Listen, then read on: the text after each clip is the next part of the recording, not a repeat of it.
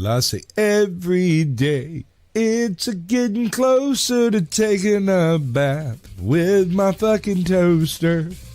We're not qualified. Who are you? Explorers in the further regions of experience.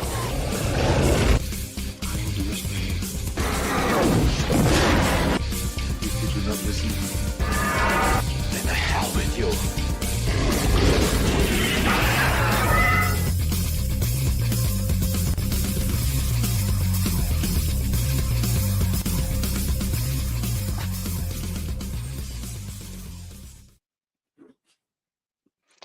Greetings, salutations, and welcome to the 124th episode of Screaming into the Void. My name is Sammy the Infamous, and with me is my co-host, green-haired anti-liberal. Hello. And joining us today, we have somebody who hadn't been on the channel in a minute, but we're very glad to have him here, Clifton 3D. Hey, glad to be here. Good morning, everyone. Indeed, indeed. So, for those who are unfamiliar, I've kind of gotten into the habit of sort of starting the top of the show by caveating things, I guess. Caveat's probably the wrong word. This is the show where we talk about whatever the hell we feel like. Topics come up, and we just kind of see where they go. Sometimes it goes to a pretty dark place. So I'm going to try to mitigate that, given everybody's in a more festive mood, as can be seen by Gal's hat and the fact that she is so petulantly showing the goddamn cat on her shirt. Oh, look at that, just under 2 minutes and I'm already swearing. Anyway. So, it is what it is. I don't know, we're not monetized, whatever. So as a rule, we generally just kind of like see where the conversation goes. Sometimes it goes to a lot of fun places. Sometimes it gets weird. Sometimes, we get sad and depressed and scream at each other, and it's fine. Yeah.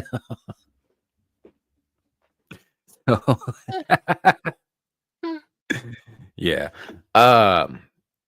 Anyhow, welcome into the show, everybody. We are live currently on YouTube, Twix, and Rumble. If you are in any of those places, please do drop a chat so that we see that you are here. I will do my best to highlight them as they come in. Sometimes I'm great at that, sometimes not so much. We'll just kind of wing it a little bit. But before we get too further in, we are going to say hello to the chat. First up, we have Lawrence Knight, also in chat, and on panel, Clifton 3D. And I see Andy Pickle here today. So good to see you, man. I made a joke the other night on, I don't even remember what fucking show it was. It was on somebody else's show. It might have been Wrong Think. And it's just like, somebody was saying something about like, oh, I've got a channel, hopefully, or I'm going to start a channel, hopefully people will watch. And I was just like, I have a channel, nobody watches that shit. And Andy got kind of mad at me in the chat about that because he watches. So I do apologize about that. It was an off the cuff remark, and here we are. I'm in this room now. Anyhow, how's everybody doing? How was your weeks? Fine. Are we going to be monosyllabic all show? What? This fucking cat.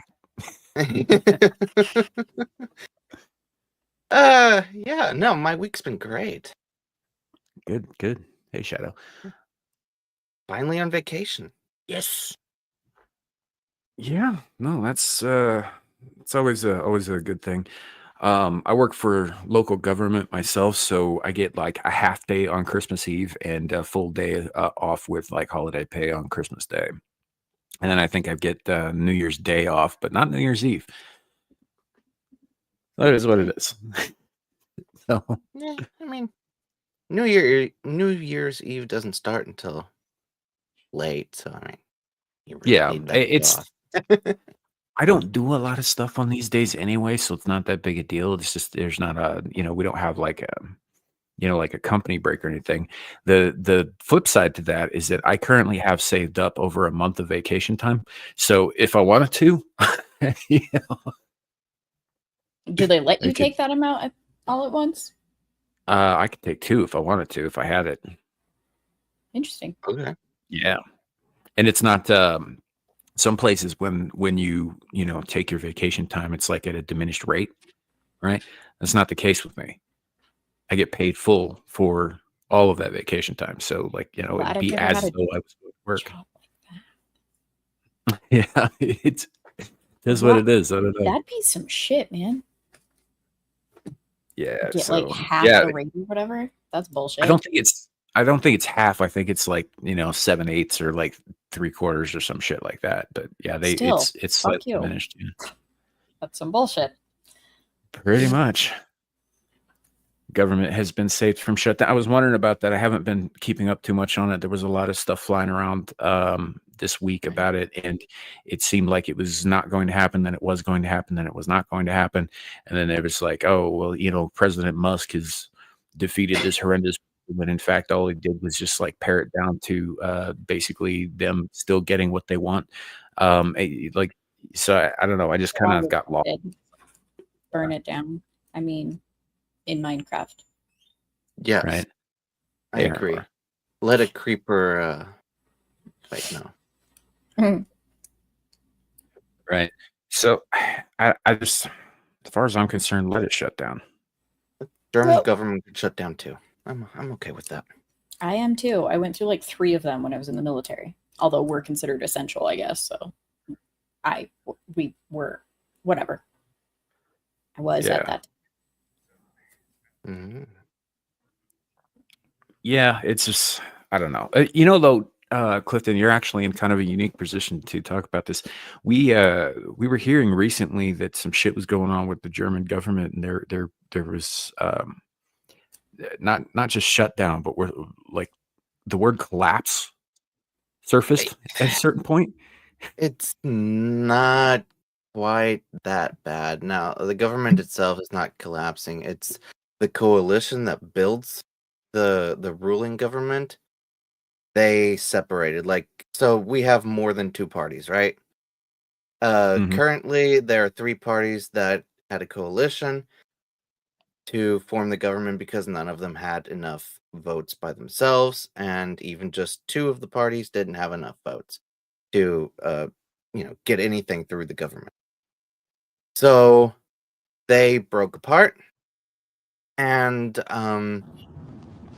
the hey Shadu. Hey guys, sorry, it didn't let me. It didn't save the PFP I put on. Wait, one. Sorry for the nipple, Sam. Yeah, whatever. Welcome in. Hey, kids up. Hey, Aaron. My audio is going to be shit because I'm driving, but aside from that, it should be fine. Glad to be on. There we are. Cool. But so the chancellor, he decided, okay, so we're gonna have a vote of no confidence, basically, which happened on Monday. He lost, thank God, and now new elections can happen, which will happen in February. Because the German government, like when it first came up that new elections would have to happen, they were like, "Oh, we don't have any paper to hold an election." And Poland was like, "Oh, guess what? We have paper, Germany. We'll send you paper." Like they're coming up with every excuse to not have this election because the majority of people, or a growing majority of people, are supporting the quote unquote media, says far right party, which it's not. But yeah, Elon Musk tweeted about it 2 days ago, I think. To vote for the AfD. I've been having a hard time kind of keeping up with his posts lately because he's really amped up his game lately, and it's all over the fucking place, and it's like keeping all that shit straight. Like I actually have to go to his page and like scroll through his timeline, and I'm not doing hundreds of tweets that happened in a few days. That's not happening. I'm not reading all that. You know? I'm about to take him off of notifications. I'm thinking about it too. Like, well, I don't even follow him, and probably because he's the owner of the damn app, but I just keep seeing him pop up. All the stuff he's quote tweeting, all the stuff he's tweeting, people quote tweeting him, people retweeting him, and it's just like, bruh, chill, please. You're tweeting more than me, and I tweet like a teenage girl. Yeah. Look like one, too. You do. Hey, Grok doesn't seem to think Grok doesn't seem to think so. Grok thinks I look like I'm in my damn 60s. Well, it's because of your attitude problem. You're damn fucking right. Oh, I know I am. You know, it's actually some of us were having fun with Grok this week. There was some shenanigans going on. I gotta say, you know, as much as I kind of have a distaste for the way AI is going, playing around with Grok has actually been a lot of fun. Oh, absolutely. Like I personally think AI is probably one of the ways that we're going to kill ourselves if we do kill ourselves. Not even Terminator style, but Ship of Theseus style. And even I'm wearing one of Grok's renditions of me right now because it's just kind of silly. It's just kind of funny. Oh, indeed. I mean, hell, even my avatar, a good portion of it, not all of it. I did some adjustments to it, but a good portion of it was just, you know, a couple of days worth of fucking around with Grok to come up with an image that I liked. And I think Gal, same thing. Yep. You know, That's why I put it up. yeah. Yes. You know, Grok just gave a 1-to-1 to what Gal actually looks like. near enough. Yeah. Got the hair color wrong again. So it's you have no idea how many images I have saved in my phone right now from Grok because they're all kind of awesome. But this one was the tasteful one that doesn't have a giant amount of cleavage because I'm trying to help still Jay promote Achromatic Chronicles Green. So I was like, I don't want like titties hanging out, but thank you, Grok, for the compliment. But Grok apparently does want titties hanging out. So yes, and Grok is very nice. I'm like, they're not. No, but thank you. That's sweet of you, Grok. I mean, Grok was made by Elon Musk, and feel free to correct me on this. I may actually be wrong, and this may have been taken out of context. But didn't Musk outright say he wants more like adult content or pornographic content on Twitter? So I wouldn't be surprised if I don't believe I ever heard him say that. Yeah. Okay. I remember that getting thrown around a while back, and I was just like, meh. I think that might have been people saying that about him, not so much him saying it, because I know he's made some jokes about, you know, titties and all that stuff, but he's also been spearheading the effort to cleanse the application of CP. Yep. So I can't see him like standing up in all seriousness for more porn when he's trying to get rid of the worst porn. Yeah. Yeah, but yeah, so I don't think he ever actually outright said anything like that in seriousness. That's the other thing, is because as much as he tweets, half of the things he does is shit posting and jokes. Mm-hmm. Right? And sometimes it's hard to tell which is which. Yeah. I absolutely love it when he's reacting to people being like, "Hey, Elon, buy this." I know. Those are fun. Those are really fun. Well, because you never know if he's seriously going to do it, because that's how the whole Twitter acquisition started too, was as a joke. This is like, hey, Elon should buy this and clean out all the rot. And he's like, huh, I'm gonna run a poll. You know, should I buy this? And everybody was like, yeah. And he's like, all right. You know, we all thought he was kidding.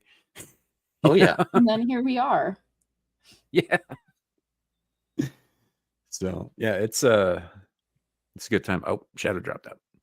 He'll probably be back. It's just probably a signal thing. He said he was driving, which honestly, I like having him on the show, but I wish he would not do the driving streams. I don't know why anybody does driving streams. That is insane, and you're all gonna die. You know, there's a thing called hands-free. Yeah, I know. I know you're old, and the concept is weird for you, but you can talk. It's the same without using. No. It's the same principle as turning your radio down so you can see better. It's so that your brain's not splitting your attention and you're actually focusing on what you're doing, which is going to get you home alive. Okay. Yes, Grandpa, I'm an old guy. sorry. It's fucking. There's studies proving this shit. I have to agree with Sam. I'm sorry. Shh. Sorry about that. You should. I can't openly agree with Sam. Okay. I don't agree, Sam. No. Wait, what? Wait, what did Sam say? You shouldn't drive and stream. That you should or shouldn't? Should not. I mean, if you're hosting the stream, I would agree, but this is no more dangerous than a phone call. also shouldn't be doing that while you're driving. Well, seeing as my mom likes to call me like 3 times to ask me the same shit over and over and over again, I kind of have to. You don't I bet actually. she You can wouldn't put your mind phone so away. much if you No, I didn't. can't. I will. No, I can't. I was like, hey, what's up? I hung up. I was like, I'm driving. What's up? And she still called me. Yeah. No, that's Yeah, but you that's don't have to entirely up. answer. You don't have to answer. No, I kind of do, because if I don't, then I'm going to get yelled at by her, followed by getting yelled at by my dad, even though I provided the information she asked me for twice already earlier today. That's just fun. Right. Do you not like getting yelled at? Like, can you not handle it? No, I can handle it. It's just annoying because I know it's going to happen. It's going to happen anyway this week. It's like it. I love my mom. Don't get me wrong. I love my mom, but there are reasons why I won't like just talk to her or call her, because everything turns into a lecture or me getting yelled at for no fucking reason. Well, that's Jesus. parenting, dude. But Yeah, and it's like, sometimes suck it up. I'm sure you pretty much deserve it, don't you? No, no, not at all. Like, unironically, no, not at all. There are sometimes yes, but most of the time it will be like, hey, I just happened to not do a task the exact same way she would do, or she told me to do something that I was never taught, and she just expected me to do it perfectly the first time, which results in me getting yelled at. So that's fun. Sorry, I'm venting about parents, and we were yelling about Sam being wrong about streaming. So let's switch back. I mean, they're See, close enough. I am a parent, and I'm not fucking wrong about what I'm saying either. By the way, this is how you handle that, right? You're gonna get yelled at one way or the other, correct? Yeah. Okay. So your audio just went crazy there for a second. Yeah, because I'm stepping out of my car, getting gas. Okay. Well, I'll just mute. if you're going to get yelled at one way or the other, it's better to not answer the phone whilst driving, pull over, stop the car, and then get back to them, and they're going to yell at you anyway. So this way you're not dead. Right. So I would just say, suck it up. Also, Lepo de Fleur comes in the chat with the music tempo influences the speed you drive. That is factually correct. There's I mean, usually I'm pretty good about like controlling my lead foot and all that stuff, but there is a particular song by a Dutch band called Within Temptation. The song itself will give you an idea of how exactly this goes for me every time it comes. I can't drive with the song on. It's called Faster. And the tempo speeds up as it goes. Don't listen to speed metal. Oh, yeah. It does. It does to me. Speed metal, I'm speeding. Country, I'm cruising. That's nice. I should preface this with, I'm speeding. That is all. So therefore, the comment is invalid for me. Hey, Abby. Me too. Actually, you know what? Actually, a little off topic. The lead singer Sharon Denadel was a bit of an acquired taste from the earlier albums for me. I didn't care much for her, but the more I listened to her and the longer they went on and the better she got at what she does, like I actually love her voice now, even the older stuff. But yeah, it's a great fucking band. Yeah, I agree. Yeah. So there was a question here in the chat actually that I wanted to bring up as well from Aaron Laura. If you have no outline for today, I'd be interested in your take on this recent AI stuff. If you heard, OpenAI test showed deception and lied, spooky stuff. I haven't heard too much about this. Have any of you guys? Nope. I've heard like just people saying that they tested out a few AIs in OpenAI and that it basically fakes. Like, you can't really say it fakes it until it makes it, but it just comes up with shit. I guess. Sometimes. I can't. Like I said, I haven't looked into this, Aaron. I will though, and we'll if there's whatever I dig up on that, we'll probably be bringing up on a future episode. But it wouldn't surprise me if it is. I think there was a video came out recently where somebody was posing specific questions to an AI about, how it would get rid of us, essentially. And the way its reasoning worked is not so much that it would do it out of spite or out of any particularly human motivation, but because it, needs to. I wish I'd actually paid better attention to that, and I could give you more information on it. But From what I it- remember, it said that it wouldn't actually kill off the human race because it needs slaves to do the work and to maintain it. That's yeah, it wouldn't kill all of us. Yeah. Yeah. Just, the vast majority.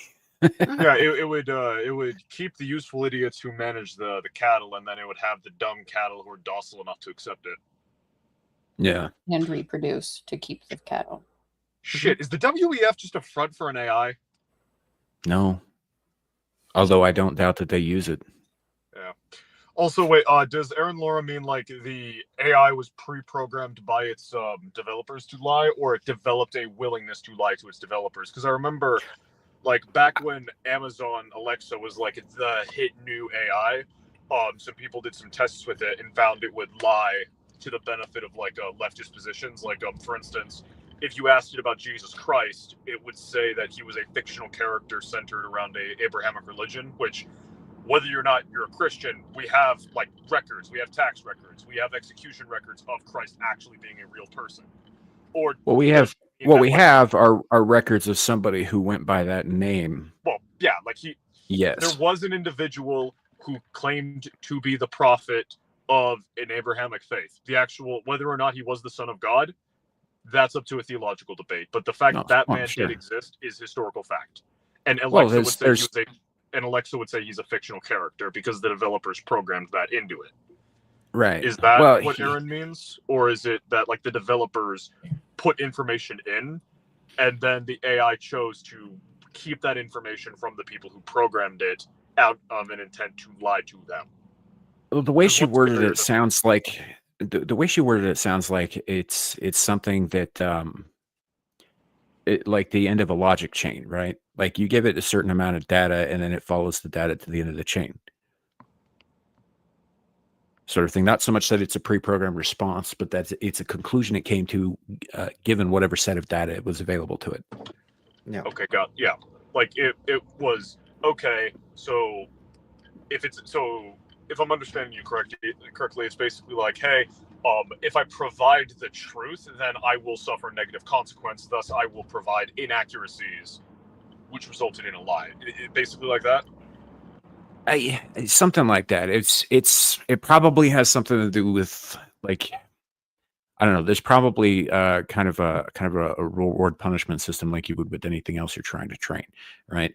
Oh, that's scary. That's actually scary. And they have to tell it what it has access to, the information. So they can choose like, oh, it has access to this site, but doesn't have access to that site. It only has access to certain point in time, stuff like that.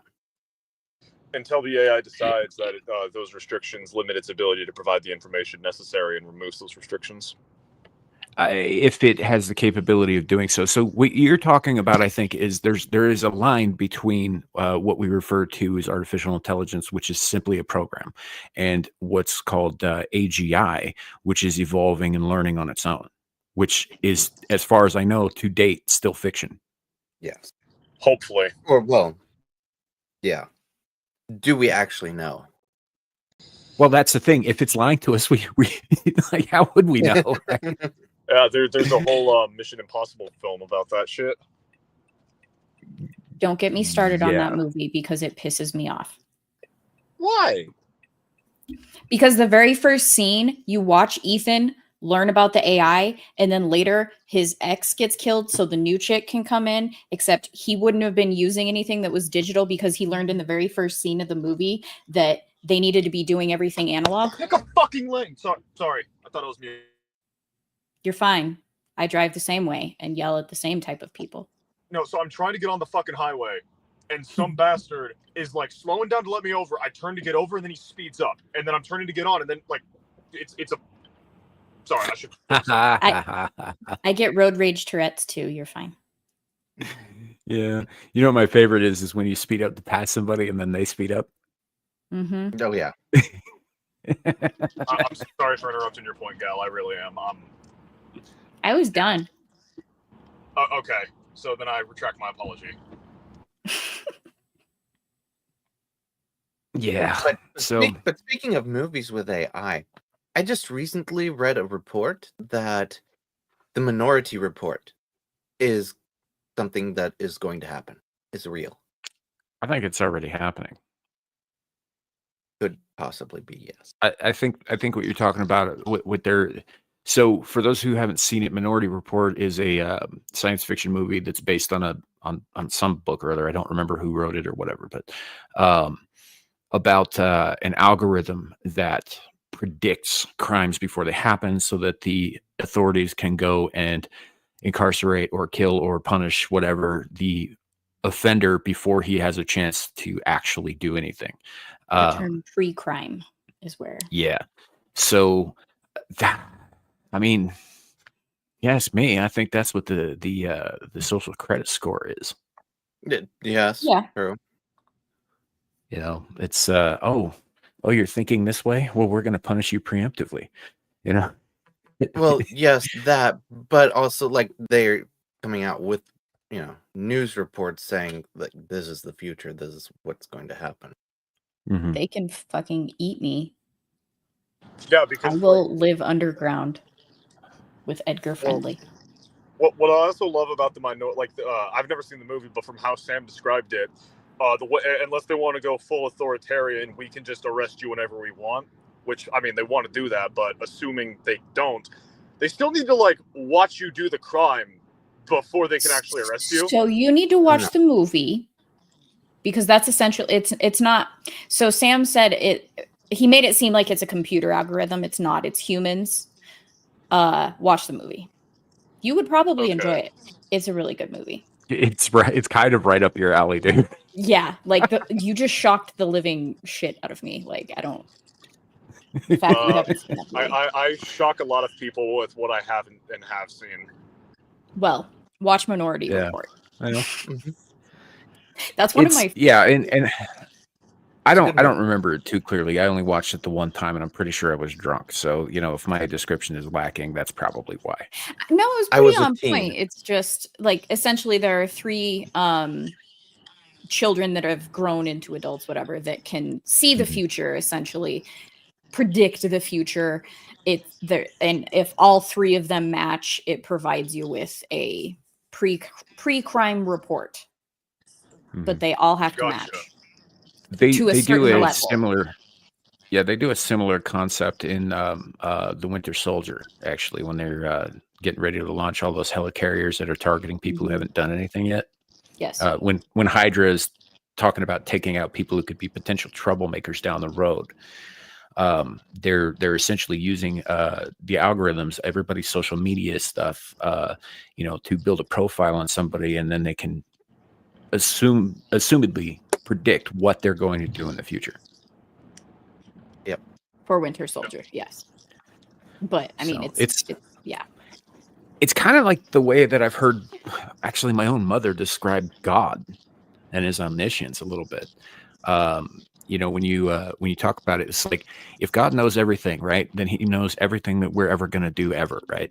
But that presupposes that sort of, to my mind, cancels out the concept of free will entirely. It means everything's scripted. Well, the way she describes it is that it's not that God knows the future for a fact. It's that he knows you so well that he knows which choices you would make in any given situation. Yeah. I mean, he did craft each individual soul, and he kind of knew which meat shell and which circumstances you'd be in. So it's pretty easy to predict where you would go. Right. So, and that's kind of where this whole Minority Report sort of algorithmic pre-crime nonsense that I absolutely believe when Clifton says that's that he hears that's where things are going. I absolutely believe that. I mean, we know for a fact there are people who would love to be able to lock people up prematurely and shit like that. I mean, it's almost an inevitability, assuming that there isn't total societal collapse in between now and then, right? Yep. I kind of hate to say this because it sounds like I'm agreeing with you, kid, but being ruled with an iron fist is kind of humanity's default state. Yeah. Hold on. Yeah. Hold on. Someone fucking clip that, please. Sam is agreeing with my presupposition. Fucking thank you, Lord. That doesn't mean you're right, kid. I'm not saying it's No, a good Sam is thing. always It's right. not. We have a hold on. I didn't agree on that. We have established that Sam is always right. Oh, in the previous fuck we episodes of have. the show. Yes, we have. It has been established that Sam is always correct, at least 9 No, out of 10 it's times. not. He just No. That's not how that works. Yeah, it was something that the kids said last week. Gal, I don't think you were there I last wasn't week. were here you? last week. Yeah. So therefore you Yeah, cannot that's- state such Yeah, no. child. I disagree. Also, Grok says I'm not a child. Grok says I'm 60. I don't give a shit. I will still call you child. Yeah, we learned that Grok's AI kind will of an lie. idiot. Child or child? Huh? It doesn't matter. Look, Grok's kind of an idiot, right? Do you know how many times I had to fucking change my prompts just to get this stupid avatar to face the right way? Bro, I literally asked it. Hey, I'm 21. Could you draw like the same prompt, but knowing I'm 21? And it goes, all right, and makes me look fucking older. Well, quit being a fucking curmudgeon. You're one to talk. I don't know what that word means, but I refuse. What? Okay, so I know what grognard means. I'm assuming they're synonyms. No, curmudgeon is an old word. It's been around since Shakespeare's time. Mm-hmm.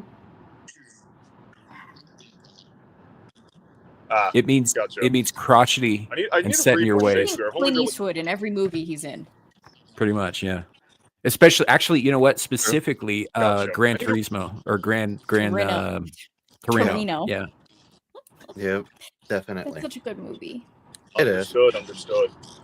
Yeah, he's a curmudgeon. I just realized it's been a while since I've seen it, Cliff. It has, listen. yeah. Hey, You're not seeing him now. well, true. Well, conversed outside of every random interaction on Twitter. That's what I mean. Spoken to. Yeah. Then. Yeah, conversed with. Obviously, I'm a PFP. He's a PFP. Sam's a PFP. You're the only one brave enough to show your face. I mean, Okay. You have before. So's has Clifton. As well. Not right now. I got up, like, I actually fell asleep for an hour before the stream, so I looked like shit. it's after midnight You know where he the is. wonders of a hat, my Aw. friend, and a cute little sweater. Would you stop with the fucking cat? Like, I'm gonna start saying all sweaters are bastards if you keep this shit up. What? Sam, what would... Yes, Sam, by your logic, what wouldn't be a bastard then?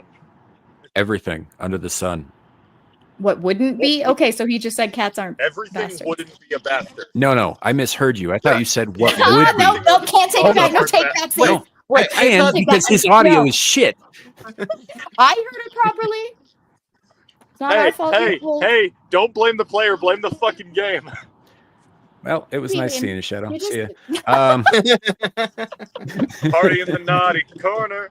It's the oh shit! I'm back. I can't sing the song anymore. I'm not in the naughty corner anymore.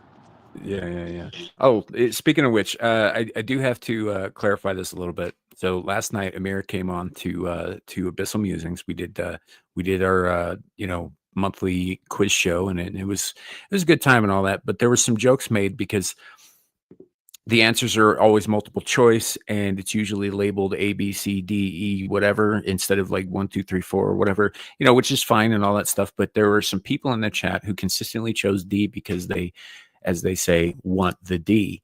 And there were some jokes made, and Amira thought they were in poor taste, and so she started trying to send people into the naughty corner. And I keep trying to tell her there isn't one on this channel. Then where did I just go? Oh, that was me kicking you off the stream for a second. Yeah, that's the naughty corner. It's not the naughty corner. The naughty corner is proprietary. It's not mine. See, right here, right here. Aaron knows the D served her well last night. No, it gets better. It gets better. It did serve her well last night because she tied with DJ Axis for first place. Oh shit! Yeah. So, no regrets. Very good tattoo to get. Hey, B, good to see you, man. Yeah, so I don't know. I worry about this AI shit unreasonably. Some might say I watched way too many science fiction shows from the and movies from the 80s to be at all okay with some of the shit that they're trying to do with this stuff. But I will play around with Grok. I will have some fun with that. We did some things earlier this week. A bunch of us did on there where you would like put in a prompt and tell it to describe you or attribute a specific attribute or affiliation to you based solely on what you put out into the Twix sphere, right? Yeah. And Gal was the first one that I saw who did this. So I don't know if it was you that actually started this or if it was someone else, but you were the first that I saw. But when you put in something about what house am I, and it yeah, and I think it defaulted to Harry Potter in your case. Yeah. Yeah. So it did in mine too initially until I started putting in additional prompts like what great house of Krypton would I be or what house of Dune or so on and so forth. But I think Shadow, you had a different it defaulted to Dune in your case, didn't it? No, it actually did. So I was intentionally stealing one of your jokes where I put it in and I'm like, I think I did it wrong, and it came out House of Conan. And then Gal specified I didn't specify Harry Potter. I just did what house am I because someone else got I think it was Lannister or something. And so I went back in and it defaulted to Gryffindor, which Gal gave me shit for. I will always give you shit for Slytherin for life, baby. Hey, listen, I personally self-identify with Atreides. Don't ever don't use those phrases. Self-identify? Yes. Okay, fine. Then I swear loyalty unto the banner of Atreides. How's that? Is that better? Much. We should outright ban certain terms that have been popularized by your generation, like self-identify. And I say this because if you self-identify as something, that means that you're not that thing, right? Gotcha. Correct. So instead of saying self-identify, from now on I will say sworn unto. Well, it implies weakness. It implies that you are too weak to reconcile who and what you actually are. Yep. Oh, that makes sense. Yeah. So yeah, it's I don't know. It's a thing. Funny story, Lepo. So I did the Dune thing for a second, and it came out as every time I put in this great house of stuff, it kept splitting. Right, it kept splitting different between different things. It was like, well, you could fit into this category. You could fit. It was never definitive. And when I did the Dune thing, it mentioned House Conan, but it also mentioned House Ix, which like the Ixians are the Spacing Guild. Oh, the Ixians. Why did I think they were? I remember it. I think this was because of the games. I think there's like one faction that like fucking toes the line on what technology is and isn't okay. It's the Ixians because oh, sorry. Well, everybody does what the Ixians say because they're the only ones who have the ability to fold space. Without them, space travel becomes a logistical impossibility. Gotcha. Because I don't think it's them then, because these guys they were one of the it's for one of the video games. They were one of the enemies, and if I remember right, the Spacing Guilds don't dick around with active combat because it's too risky. Well, no, but they were the ones who went to Emperor Shaddam IV and told him to wipe out House Atreides. Yeah, I remember that from the movie. Yeah. The 84th. So, yes, Aaron Laura, Clifton is a ginger. This is in fact true. I actually have something for that. Oh, fucking ginger! I just asked Grok, and it is torn for me between House Atreides and House Harkonnen. Yo, base gal. Yeah. You're basically every single major player in the Dune franchise who's from Atreides minus Duke Leto, the first one. Yeah. What can I say? I was- I'm important. I was a little disappointed when I asked him about the great houses, or asked it rather, about the great houses of Krypton, that the House of El wasn't even mentioned.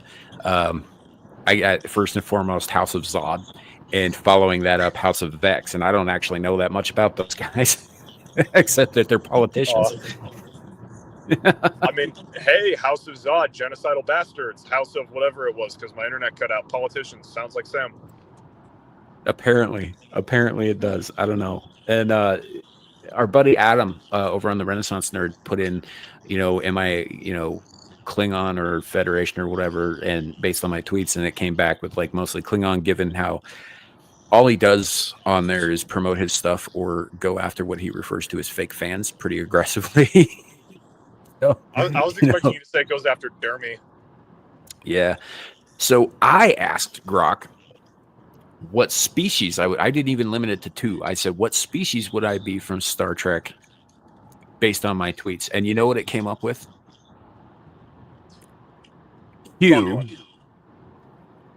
or Ferengi. Huh. I don't really see the Ferengi. What was the first one? The Q. The Q. I definitely see the Q. Not Q, but the Q, like the other ones. Yeah, it was a strange thing. Gotcha. I'm gonna quickly ask Brock. Sam, take the wheel, please. No. So now you're That's not how this Jesus, works. Sam? No. He just called you Jesus. I got that. But I'm still not taking your fucking wheel, dude. You were Sam, if I gonna get into an die. accident, it's your fault. I gave you the damn wheel. No. I refuse to take such blame. This is why. So, Professor Savage Dad and Gal have been trying to get Dermy to do another driving stream, and I'm sitting here and I'm like, didn't he hit a deer the last time? Yeah. No, he don't let wasn't Dermy do it. streaming when he hit it. He had just ended the stream. Hey, Larry. What's up? Yeah. Hey, Hey, Larry. What's up? Are you feeling Are okay? you sick? I lost my voice after our show. Oh shit! Don't strain it then. yeah. I'm fine. Aw. You don't sound fine. I can't tell if he's messing with us or if his like throat is actually Hey. messed up. No, he said something last night about feeling like he was losing his voice. So Oh fuck. You would say something like that, Shadow, you son of a bitch. Hey, don't insult my mother like that. She's a lovely woman. Ignore all the I'm complaining. not talking about your mother. I'm saying you're not her son. Oh, ooh, I'm sad now. Also, That's Brock right, said, guy. I could put you in a corner and make $20. no, fuck you. No, that's not happening. I told you I'm not into that. Fuck you. Damn it! I walked into it again. You damn sure did, boy. And that's what you get. One of these days you're gonna learn. Didn't you drive into it because you're currently driving? Yes. Okay. Also, I got Klingons because apparently I like strategy and warrior cultures. I like complex social structures. Wait. Hold the phone. Are you currently driving? Maybe. You're in the physical Are act you of driving. driving? Are you driving right now? Yes. So What the hell's wrong how, with you? if you're driving, did you ask Grok anything? Thumb. What? I used my thumbs. so you're not. It's a straight stretch. Driving. It's a straight stretch. There's no cars. So Put you're your fucking taking phone your down. hands off the steering wheel to text. No, I didn't take my eyes off. I trusted said you autocorrect. took your hands. Okay, well, I did have to look down to read it, so I guess I did for like a second. And you took your eyes off the road. Sam, I was making it look better with people on the screen versus people. Oh, all right. Fucking put it back then. Yeah, you know, I'll just take I the was fifth. balancing it. I'll just take the fifth now. Don't take It's a too piss late in for that, the kid.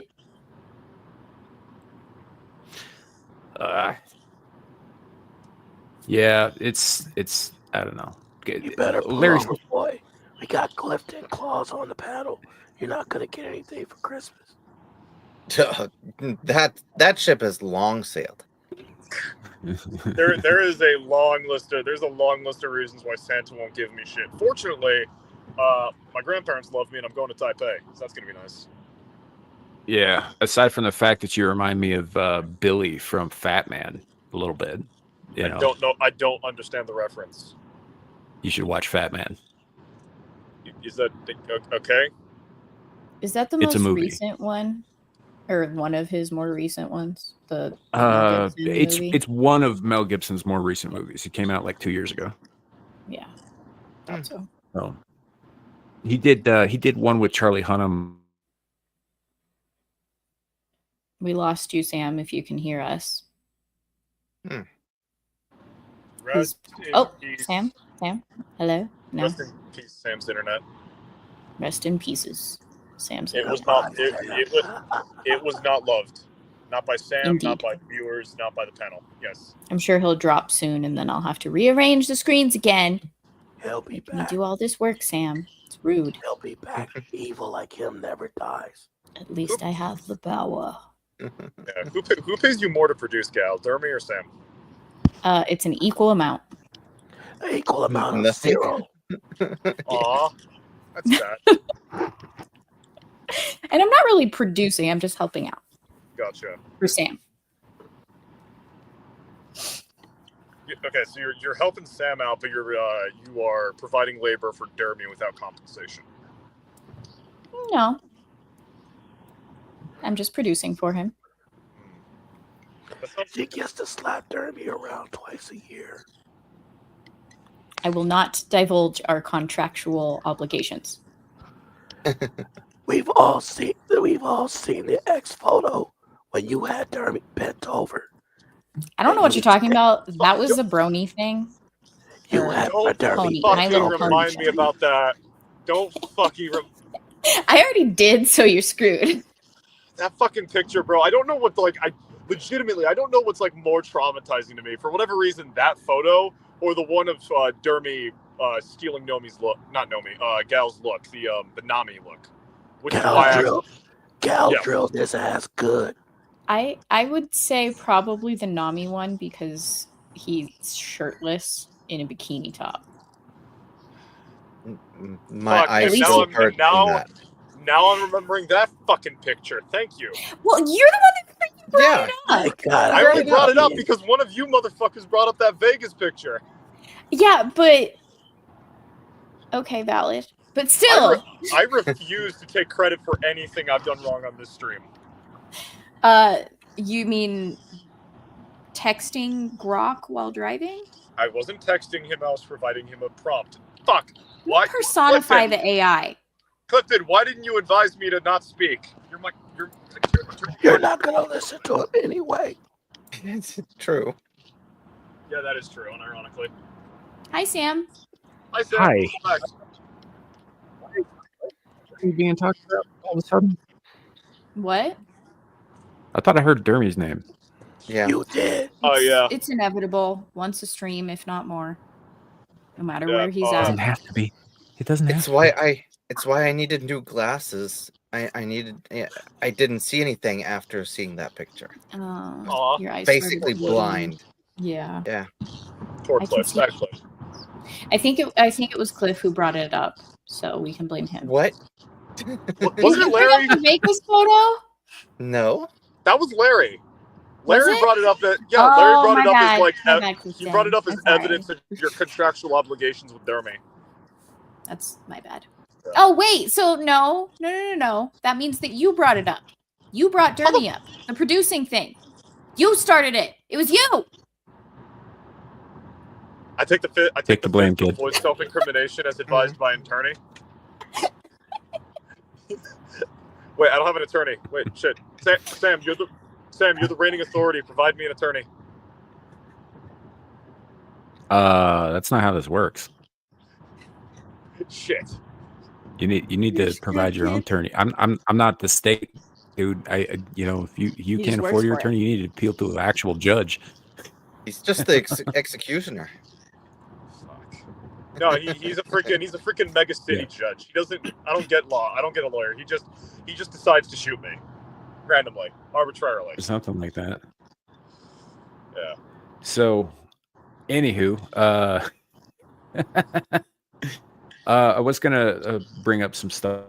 I did have some topics, but as it turns out, most of the shit that happened this week, or that came up, at least for me, was like, and I didn't really want to bring most of that stuff up, especially given all the festive hats around here. Hi, Anna. There, bring it up. So unfortunately, like that kind of throws the whole like game plan out. In terms of like talking about things that are going on and all that stuff. Obviously, there was that tragedy in Germany recently. There was, yep, which Gavin the Newsom is mainstream apparently breaking the constitutional law. Huh? Is Germany going to start banning cars? I mean, people call for. I mean, they already basically are with the prices of gas. Well, I think it honestly depends. I mean, Clifton's probably able to speak more to me than me. But if the left wing wins, then you'll probably have cars being banned. But if the AFD wins, it'll probably be criminals getting banned. You're missing my point. No, I'm not. I am intentionally ignoring it. I'm just saying every time there's a shooting here that is worthy of talking about. Like if it's in Chicago, it's not worthy of talking about, but yeah. Sure. And that's like saying, another rape happened. Let's start cutting people's dicks off preemptively. Yeah. Yeah. To be fair, there are plenty of feminists who would agree with that sentiment, though. Oh, sure, but they'd be wrong. Yeah. They should probably, because women can rape men. So how would we take care of that problem? Like sewing it up? Well, there's portion? certain sects in the Middle East that do this thing called female castration, which is pretty horrific.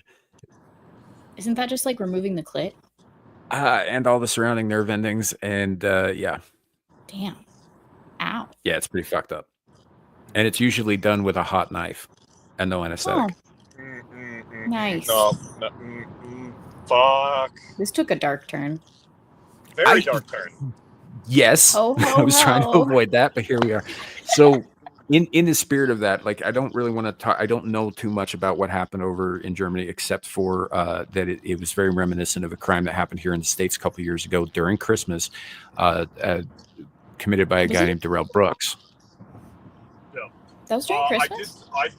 Yeah. It was around Christmas time, yeah. I do remember seeing some stuff that I think is absolute, like fallacious and is being utilized by people to either shift the blame from Muslims or towards Jews.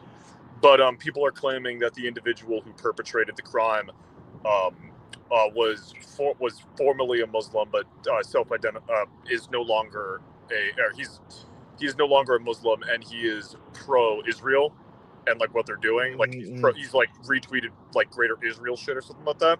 And people are. So the mainstream media and politicians are claiming that this dude is actually a follower of the AFD party, the party that Elon Musk supported recently on Twitter, and shocking. Yeah, just lying about it. But there's also reports if you dig deep enough, this guy was known for 5 years that he's a fucking criminal. Yeah. Again, like, shocking. Yeah, because like the arguments that are being raised against him of like, well, he was actually an atheist and he's pro like Greater Israel and whatever, makes me wonder like, okay, well, why did he attack like, why did he go after Christians? If this is all true, why wouldn't he have gone after like a gathering of Muslims if all the shit that they're saying about him was true? Which makes me think it's bullshit. Well, yeah. More than anything the media says is bullshit. Again, assuming that this, I mean, Cliff's actually there, he's probably got more accurate information than me. This is all I saw. I'm just repeating what I saw on Twitter. No, like I said, the media is definitely spinning this completely wrong.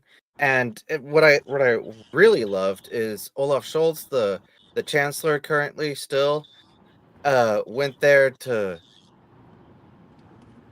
be, supportive and whatever else that, and people were booing him and telling him to get the fuck out of the city. Damn. Based. Yeah. I think the focus on this is in the wrong place. They're talking about like I said, was he a Muslim? Was he not a Muslim? Was he pro this, pro that, and all that stuff? None of that fucking matters. To my mind, what matters is the fact that from what I'm assuming he was going to say something about how he's a monster, because I think we all can agree. Oh, absolutely. And it doesn't really matter why he did the crime. The fact that he did the crime is enough reason to do to him what the Russians did to those 2 mass shooters a while back. I don't know the reference, but I can imagine. There was like a mass shooting in a Russian mall, and then after they caught him, after they caught the 2 guys, it came out that the Russian law enforcement treated them worse than the LAPD like to treat people. Let's go with that.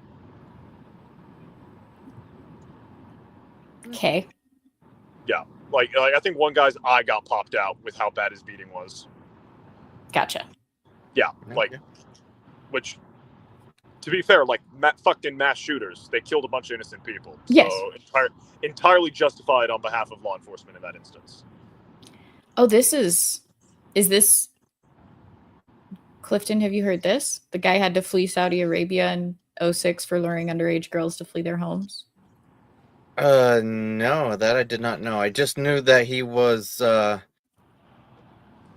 someone who came to Germany without being vetted, but the police knew about him for at least 5 years, that he was a felon, and just let him continue. Yeah. Awesome. And yeah, now the government is claiming it's the other side, the side who wants to send those people back home. Right. Yeah. Which is, of course, how that would be. Yeah. And isn't this like a week or 2 after that video came out of like 6 cops accosting like someone's grandmother over a knife or something in Germany?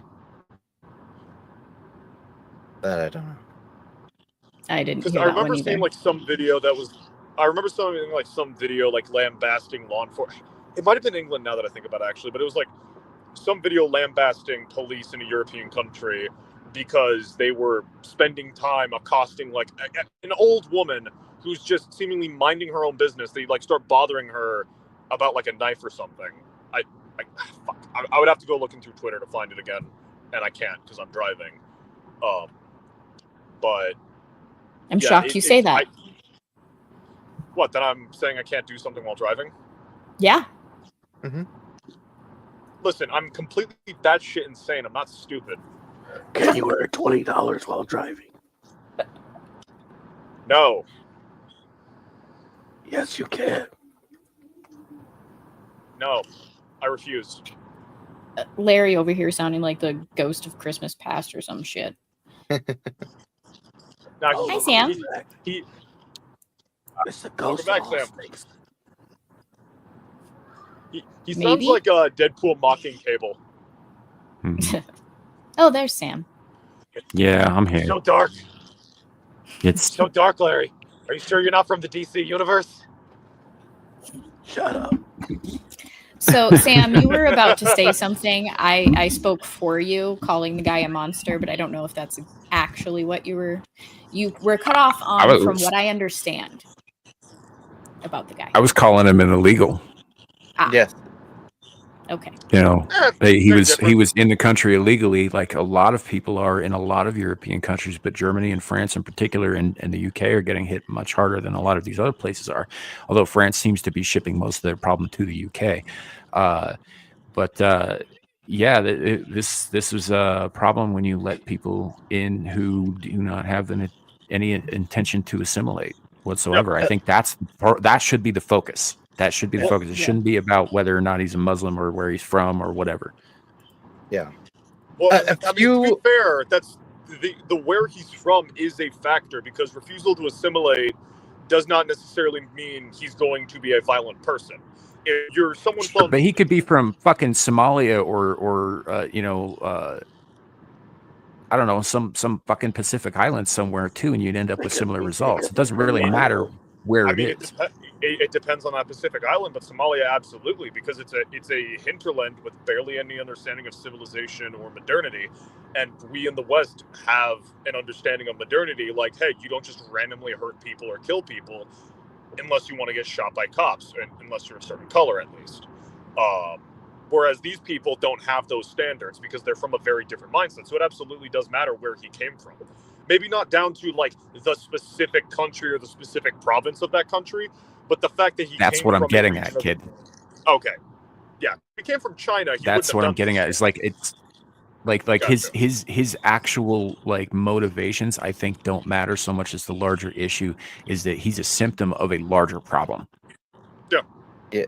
But that reminds me, a couple of weeks ago, I saw Germany, the government, saying, "Look, we're sending these illegals back home. These, people, but they're sending people back home who have been here for like 10, 15, 20 years, and who have actually assimilated. Right. So they're sending home the wrong people. It's like, what?" So they can claim, see, they can claim, see, we were sending people back. Now you're upset about that, so we can't do it anymore. Well, the reason they want to send those folks, it's also the fact that those people, A, are not scary, so they can send them back without problems, but B, they want the fucking violent felons in the country. They want shit to get bad enough where my personal assessment of, yeah, let's bring on fucking Judge Dredd becomes the public sentiment, so the government has the authority to execute that kind of draconian power. Like, even if it's for a good reason, like rounding up a bunch of violent criminals and sending them back to where they came from, or like what El Salvador did to clean up the streets, the moment you give a governing authority power, like, look at income tax, look at the IRS. Like, we talked about this last stream about government agencies. They're not going to give up that fucking power. So you give people reason to give up power to the state, and then the state just never gets rid of it. That, I think, is the real reason why why they'll deport the actual, like, people who did it legitimately, did it assimilate. They are maybe not German ethnically and properly culturally, but have tried their best to be German, but keep around fucking Mohammed and Rashid, who pick out a new girl every week and commit crimes that way. Because they want Mohammed and Rashid in town so they can be a reason to give the state a more lethal baton. That's my assessment, at least.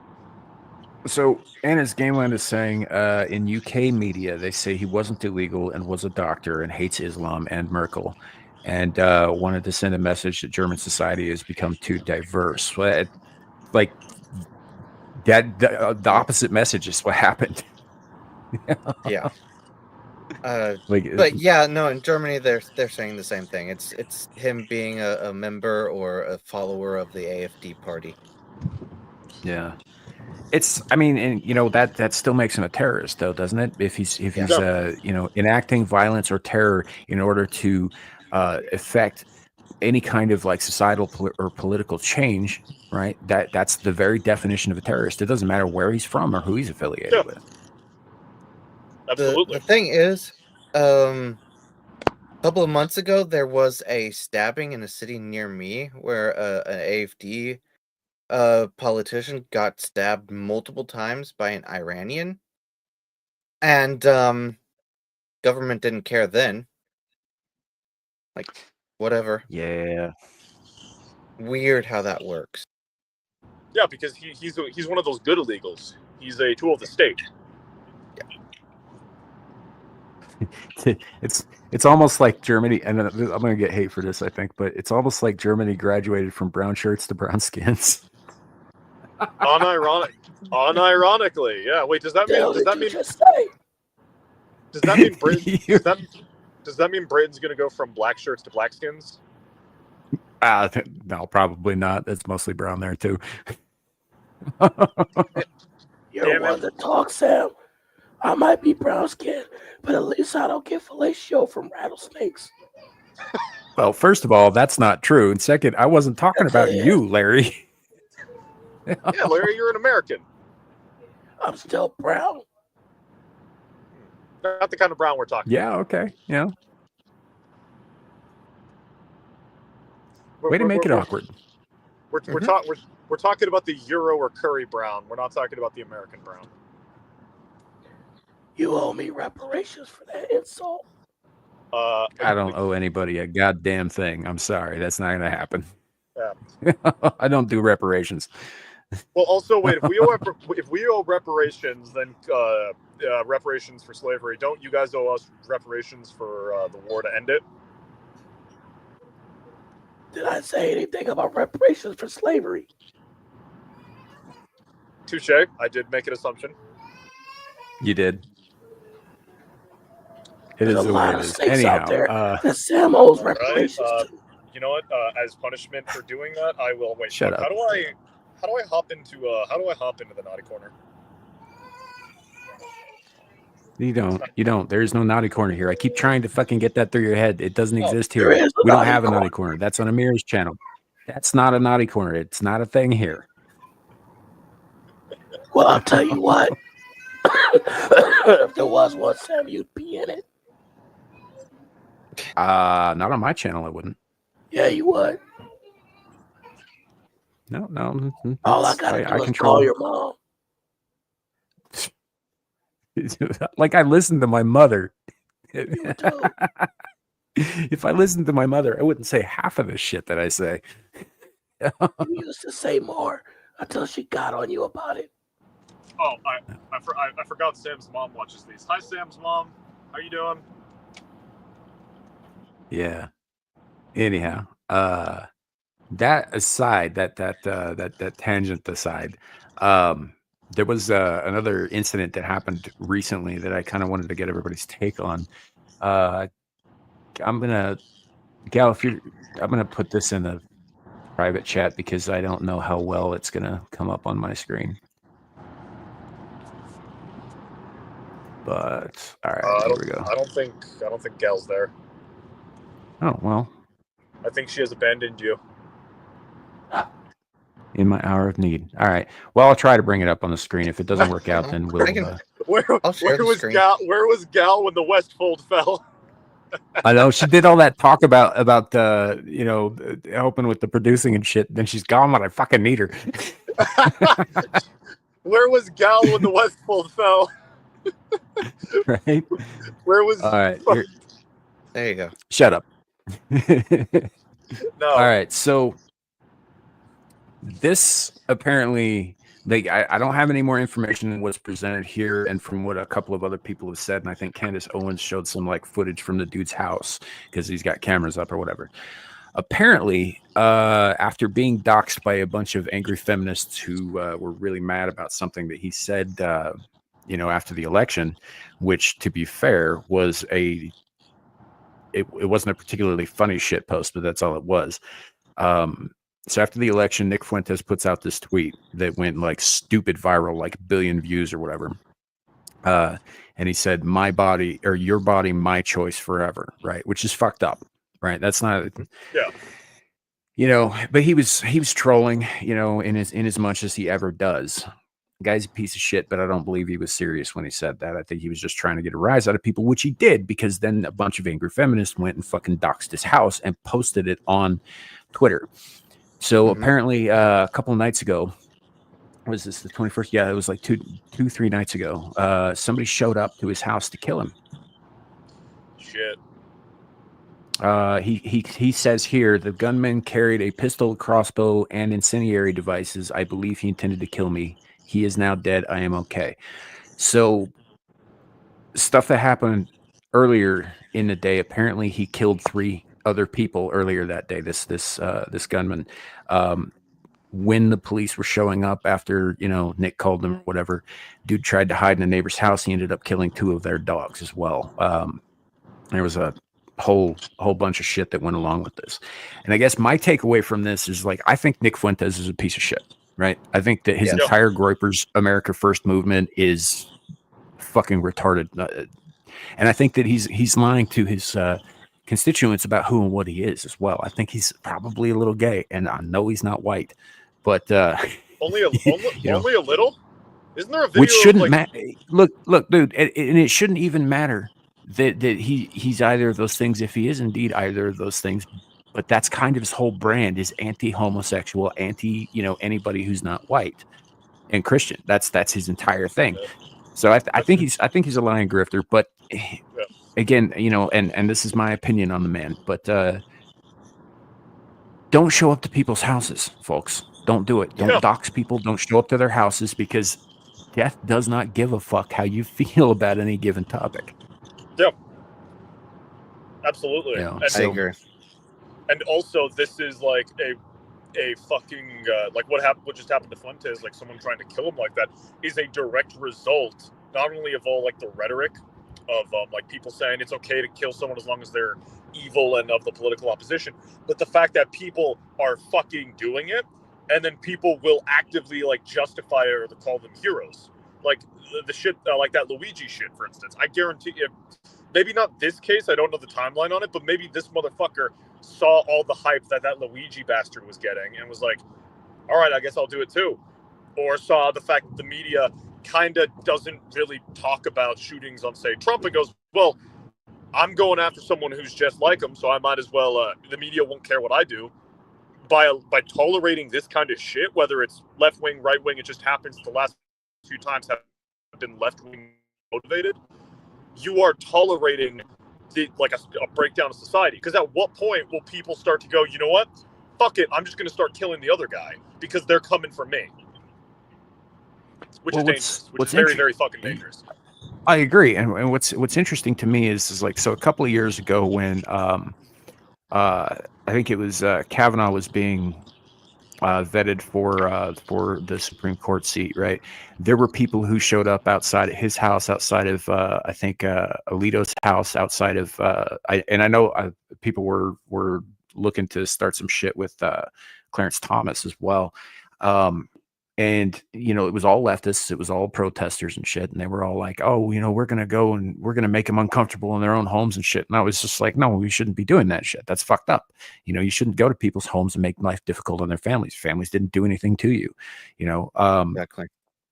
And it wasn't that long ago where some of the same people who were saying the same things I was back when that was happening, who were decrying this, like started coming out and saying, well, these congressmen who are doing things that we don't want them to do, instead of going through proper channels and like contacting them through their offices and shit and like making your complaints known, or, doing the petition route or whatever, or even just showing up to Congress and protesting, right?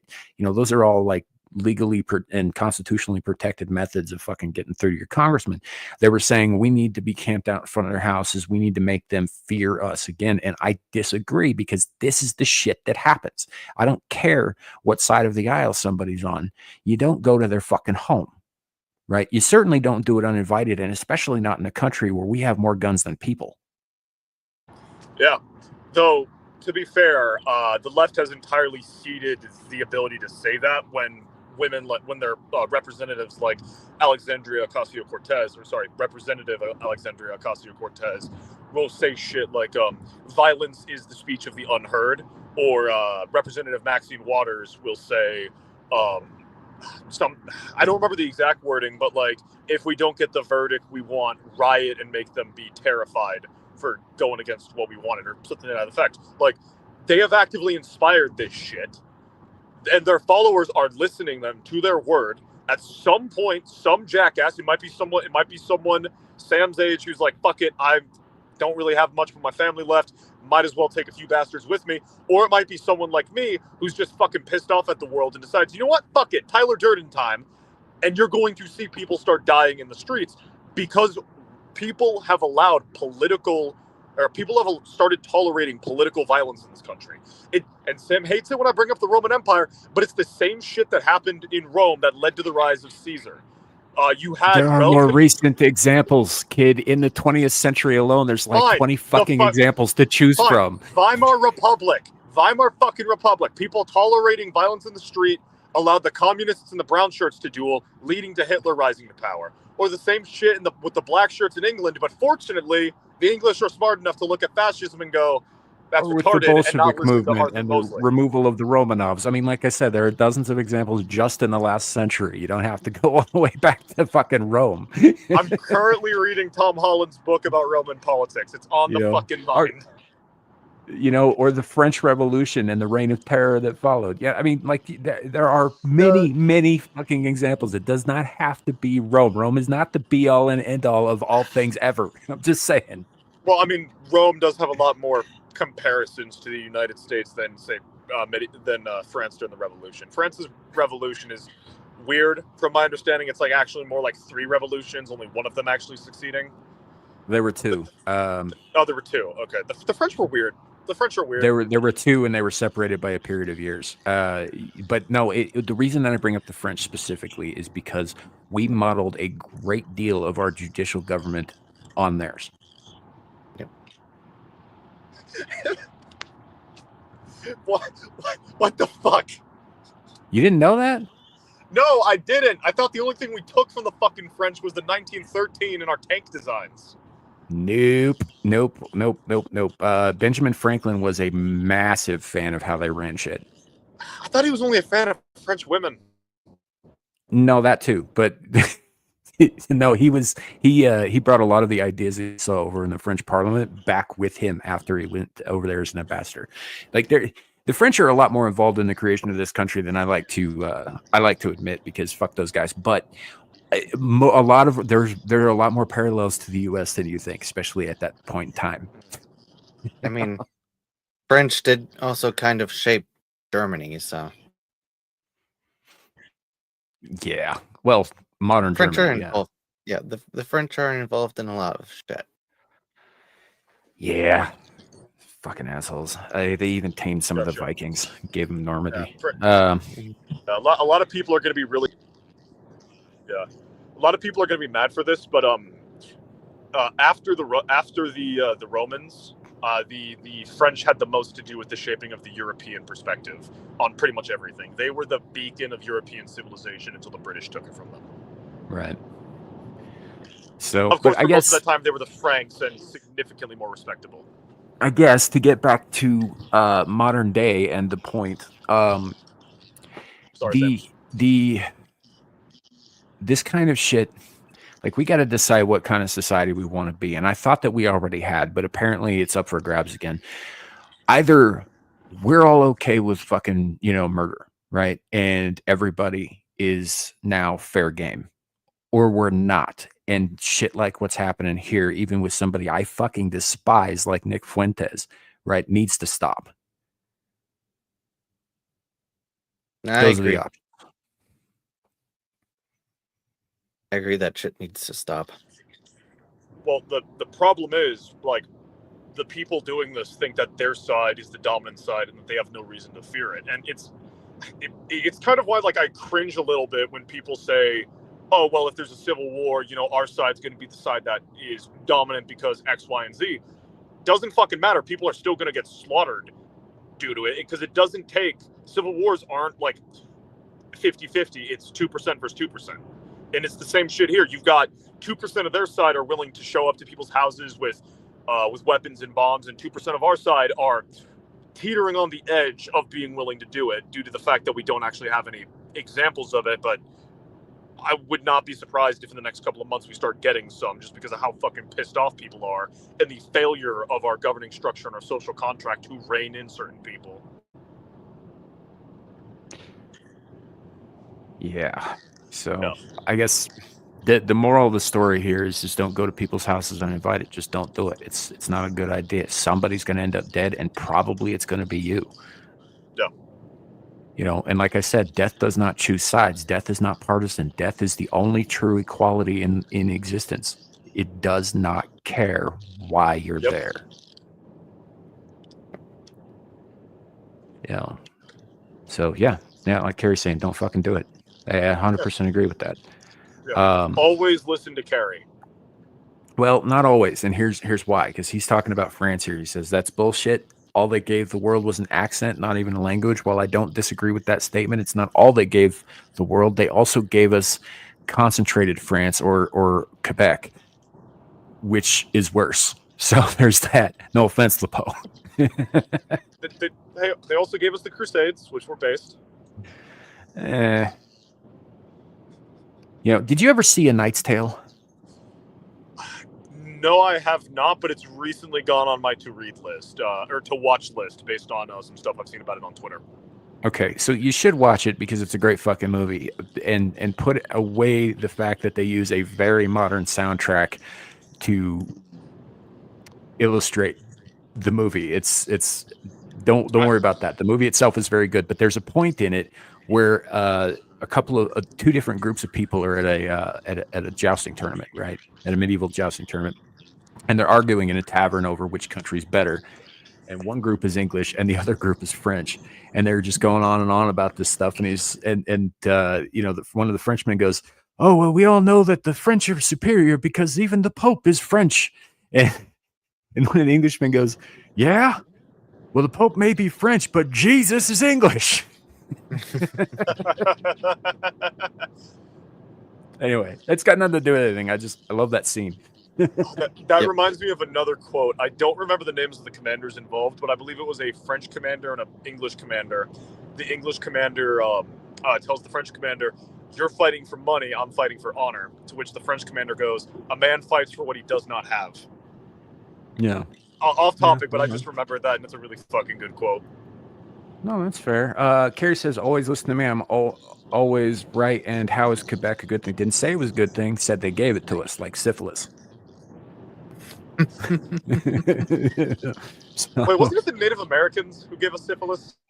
Yes, and then the French gave it back to us in the form of Quebec. Fair enough. And soon it's going to be a part of the 51st state. Oh, that was a joke. Everybody knows that was a joke. Nobody's taking that shit seriously. I mean, like, look, a buddy of mine pointed this out, and Kerry will be excited for this fact. But in Fallout, what precipitated the Great War was the United States annexing Canada and someone trying to poke around in Alaska. We are on track for 2077 being the nuclear war date. Well, yes and no. I mean, there's been a lot of like weird things that have come out in pop culture decades ago that have come fairly true. Like, for instance, there's an episode of Star Trek: The Next Generation that I think aired in like 1989 or 90, right? Where they talk about an event briefly that they call the Irish reunification of 2024. Yeah, and the Irish reunified in 2024. The Ulsters and the Loyalists got together, which is something none of us ever thought we would see, to push the fucking immigrants out of their country. It was wild. There's also Demolition Man as just a thesis on the modern society. There's Starship Troopers predicting the downfall of states like America due to lack of parenting. Like there's a ton of examples. I don't remember the name of this book, but I do need to read it.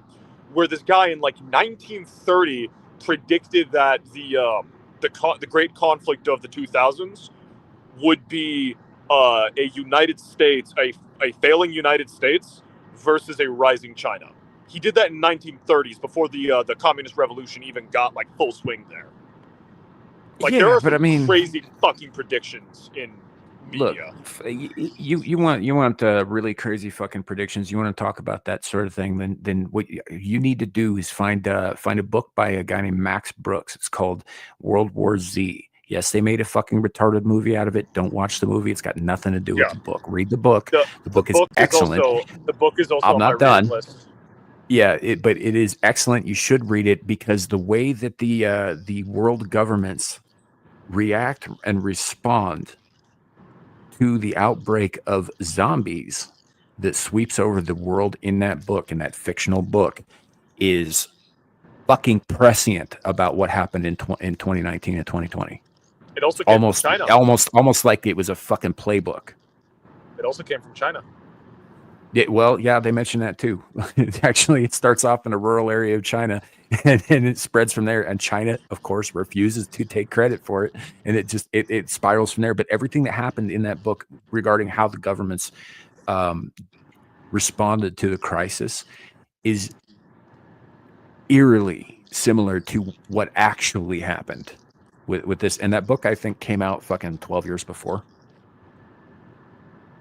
something like that. So yeah, there's some weird shit out there. Yeah, well, because I mean, like because humans are freaking like predictive creatures. Like if you know enough about a person, you could largely make certain assumptions about them, and societies are just collections of people. So yeah, but should you make assumptions? Like, are you, if you're talking like on a macro scale, like countries and like nations or like large groups of people, maybe sure, yeah, but you can't do that with individuals, because then you get back into that Minority Report shit we were talking earlier, which is all kinds of violative of human rights. I didn't say that it's a moral thing that you should do, but I'm saying it's a thing that you can do. If you understand something well enough, you can predict how they would react. And again, societies are just people on a large scale. So if you understand the underlying psychosis of a society, of a nation, of a people, you could reasonably understand like what they would do. And that's part of why, going back to the previous discussion about like people coming into countries and not assimilating, if you understand the starting point of the people that are coming over, you'll understand why they want to assimilate and why they do what they do. Same thing with like making predictions about the way society goes. If you understand how certain groups think, or like if you are able to walk through the logical chain of what an action will do to a people, you could reasonably predict what's going to happen within the future. Now, many people try this and many people fail this, and I'm sure most of the books that tried and failed to predict things go forgotten, and all the ones that do predict things are remembered as, holy shit, they managed to predict something. But yeah, well, I mean, a lot of times it's on a smaller scale too. Like RoboCop, you could arguably say predicted the current state of Detroit. Yeah, but also like Detroit was just destined to be Detroit. There was a period where it could have been saved, and then it wasn't. Well, yeah, like that. I'm making a Detroit joke. Sam, you're literally meme. You're ruining the joke with logic. It wasn't funny. Sad moment. I didn't get it. Detroit is a fucking shithole. That's the joke. Well, yes. Yeah, after the automotive industry, the bottom fell out of that, and most of the manufacturing for that got shipped overseas. It essentially killed the lifeblood of that city, and it fell into kind of a spectacular dystopian decay. Yeah. And real quick too. Not dystopian, but like the entire Rust Belt fucking decayed after we decided to remove competition with over tariffing, and then B, selling out our fucking people to some shitty third world communist place. It was China. Yes, it was Zhongguo. It was Middle Land. Yes. No. I mean, we sold out all of that shit to China. You need to look into Bill Clinton's actual fucking record. So how much do you know about the whole Monica Lewinsky thing? I don't know anything about Monica Lewinsky, but I've had to read articles and I've written a few papers on. I say that like I'm some kind of fucking expert. I do know about like how we did sacrifice our politicians sacrificed our industry to China. Capitalists sacrificed our industry to China because it made them money, and they actively precipitated the rise to the greatest threat in human history. I don't know anything about Monica Lewinsky. I don't know that China's the greatest threat in human fucking history. I think that's a bit of a stretch, but they are a threat, certainly. Look, no, Bolshevism out of turn of the century Russia, that was the greatest threat, and it's still ongoing to this day. It's just underground now, which is what makes it scary. China's in your face about shit. China's not hiding who and what they are and okay. what they intend to As do. an They actual, like- very clearly come out and state, we are going to rule all of you one day, and we're patient enough to wait. Mhm. Yeah. I'm not fucking would worried say in about China regards because they're on the to- nose.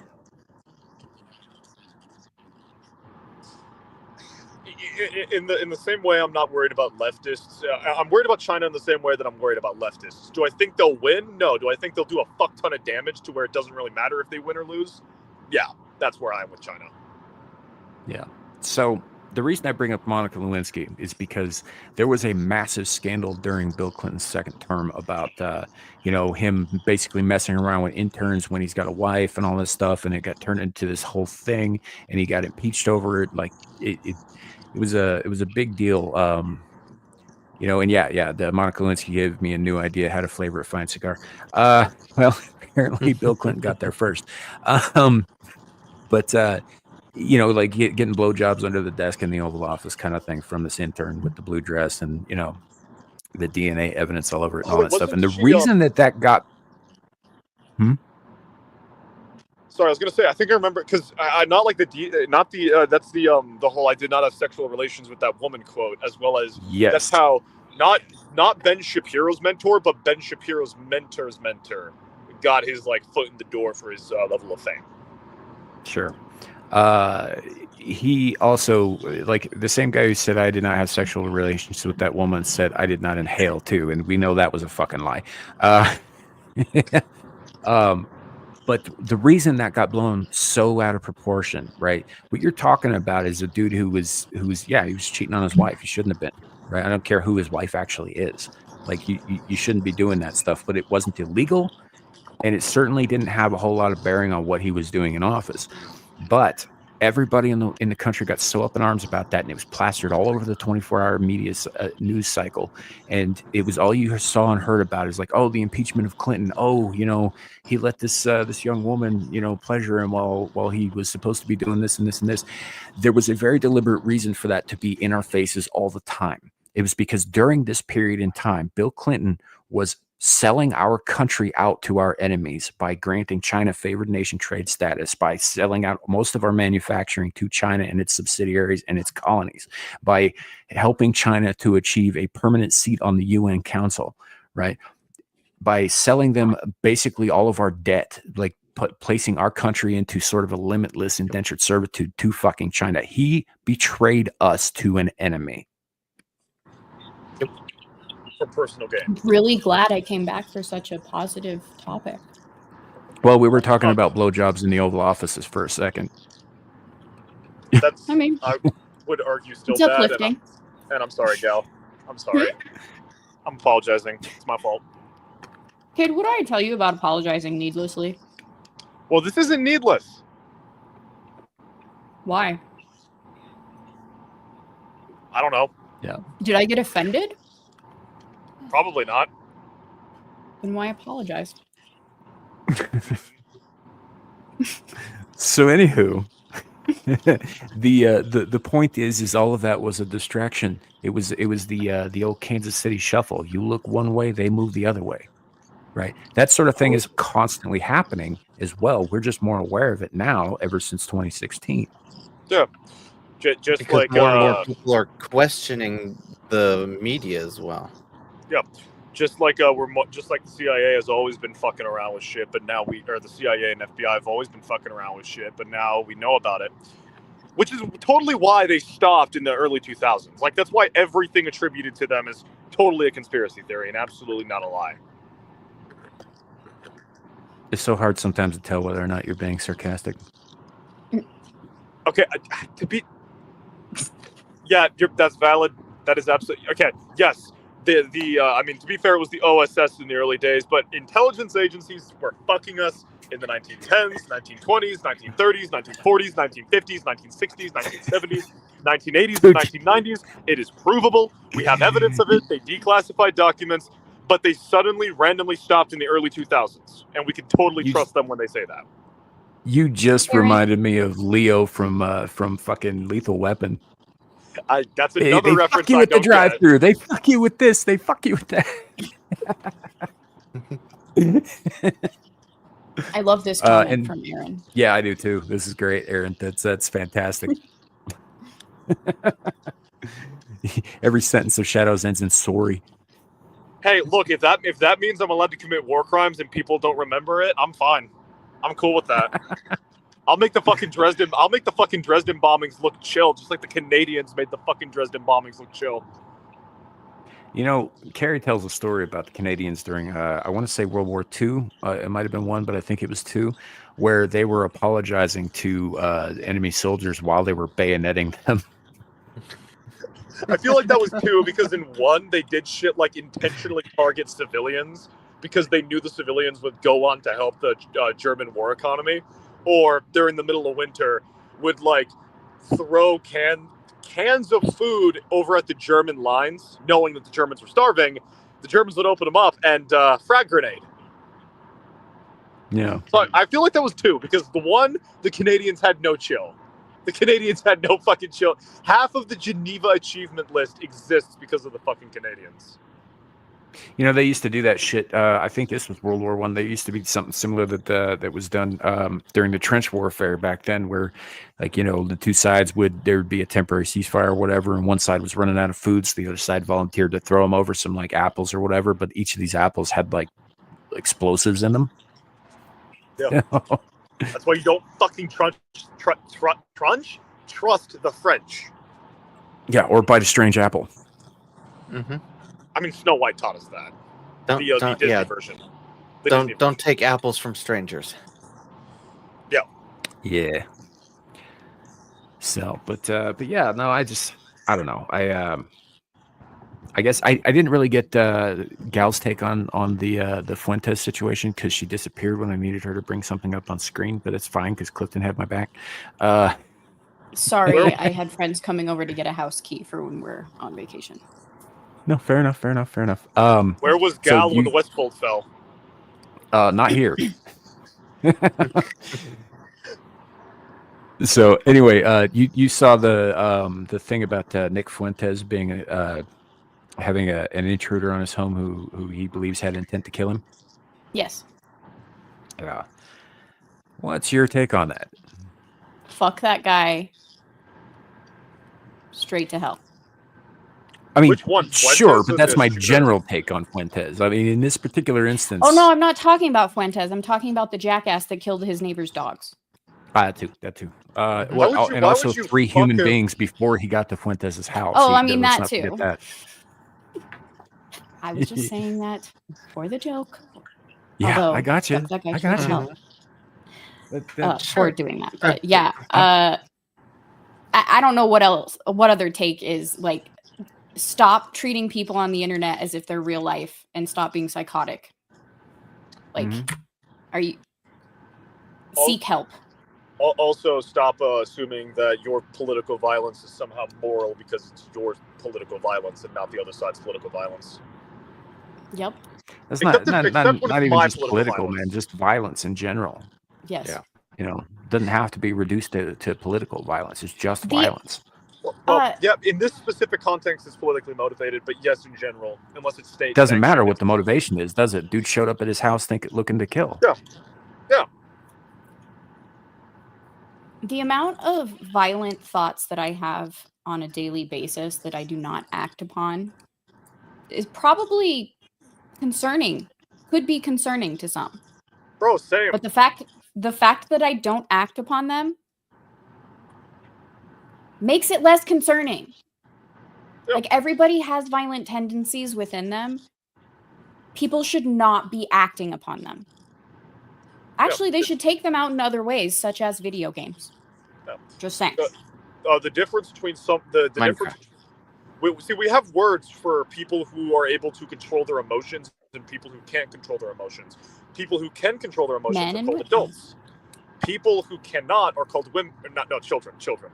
Fuck. I was already making that joke. So the thing is, I legitimately was trying to say children, but you set me fucking up, and now I look like a sexist. More than I already am. Thank you, Gal. You're welcome. I'm here for you, and to torture Sam with my kitty sweater. But on topic, since Sam's muted and probably missed that. That makes me sad. I forgot what I was gonna say, so there's that. Well, don't worry. Sam rewatches these streams, A, because he likes the sound of his own voice, and B, because he likes making shorts. So he'll hear that. He'll see that. Yeah. He'll also hear he'll also hear me saying he likes the sound of his own voice and fucking crucify me for that, because he actually, if I remember right, he doesn't like the sound of his voice. Which is hilarious because nobody likes the own sound of their voice, do they? it's valid. I've met some people who do, and that's just more evidence to that they're a fucking narcissist pile. Yeah. I've gotten used to the sound of my voice since being on stream and like editing videos and stuff. Same. Like, what's funny is when I hear my recorded voice, I hear my sister, and I don't like it. But I've gotten used to it to where I can now differentiate it enough to realize, oh yeah, it's me, not my sister talking through me. Not my sister talking through me. It makes it sound like I don't like my sister, and that's not the case, but it's just I don't like sounding like her. Yeah. Yeah, it's weird. You want to sound like yourself. Oh, I remembered what I was gonna say. Like, it's not even really a difference in adults because women are emotional, and it's significantly harder for women to control their emotions. That's why I was making that joke, because women are emotional, and actually they're more violent than men in general, speaking in general, like in relationships, because men aren't allowed to hit women, so they have to hold it back, and women don't have that ingrained in their soul. And modern women know that it's an Amber Heard Johnny Depp situation where modern women know that that the men aren't going to be believed, that their tiny little frail wife in comparison to them was beating them, abusing them. So women can take advantage of that. Let's go back to Salem. No, we don't need to go back. We don't need to go back that far. Let's just fucking go back to, like, the chivalric ideal where men are in control of their emotions and are actually decent human beings, and women reward that with being decent human beings. Let's do that. I think that's a good idea. Wouldn't that be nice? Yeah, it's always funny when people bring up, fun fact about that, even though it gets lumped in with the burning times in Europe, nobody was actually burned at the stake in Salem. They were hanged, except for one dude who was stretched out and had rocks piled on him until he basically crushed his midsection. Yeah, because, actual stoning to death. Not because rope is cheap. Mm-hmm. Well, yeah, and you can use it again. You can reuse the fucking rope. You can't reuse the fucking pyre. That's so funny because I'm rewatching RRR or Triple R, whatever anyone calls it. Have you guys all seen that? No, I haven't watched it because Chris Gore wouldn't shut up about it for 2 years, and now I don't want to. I understand that sentiment. Believe me, it's a really good movie. There's actually a lot of that commentary type, or that idea, like rope is cheap, is throughout the film, because why waste a bullet? A lot of manpower and travel and like money behind all of those things was created for this one thing. Why waste a bullet on someone who's not worthy of it, type of thing, is an idea from it. And I'm rewatching it. It was right before I got on stream, so it's funny that fair enough. I should probably caveat that, though. I like Chris Gore a lot. I do. I think he's a great dude. I like watching his stuff. I don't actually mean that, he's, I don't have any negative thoughts about the guy. He talked incessantly about that one movie for like 2 years straight, and it just kind of put me off the whole thing. When I say believe me, understand. I'm the same way. I get the feeling that Whoopi's PR team is calling you guys in the background and telling you, like, oh, you can't say that. Apologize, please. The View lawyers in Sam's other ear. Please. Right. Well, no, I'm being genuine. I like Chris Gore. I do. I just, I don't want to watch that movie now, ever. Mm-hmm.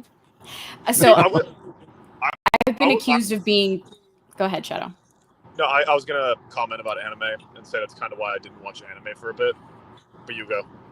I mean, it's basically the same thing. Like I've been accused of being the Ryan Kinnell of Ballbusters because the more people push something on me, the less and less I want to watch it. And Yeah, that's just in general. It's just like they really want me to watch Goonies. Never seen it, never cared to. Really don't want to, especially now because they're just like, you have to watch it. I'm like, nope, I don't. I really, really don't. I'm one of those people who's told her she has to watch it. She's told me to go fuck myself. So yeah. I'm the same way with what's it called? Walter White show. Oh yeah, haven't watched that. Don't Breaking want Bad. to. Not my cup of tea. Yeah. Can't do it. You know, Okay, I've been having some Sorry, interesting, time with that because I haven't watched all of Breaking Bad. Like most of the final season, I didn't watch, but I did watch quite a bit of it. It was created by a guy named Vince Gilligan, and the reason that's relevant is because recently I've been rewatching X-Files, and I had no fucking idea how much Vince Gilligan had to do with that show. But he's written like half of the fucking episodes in the first 5 seasons.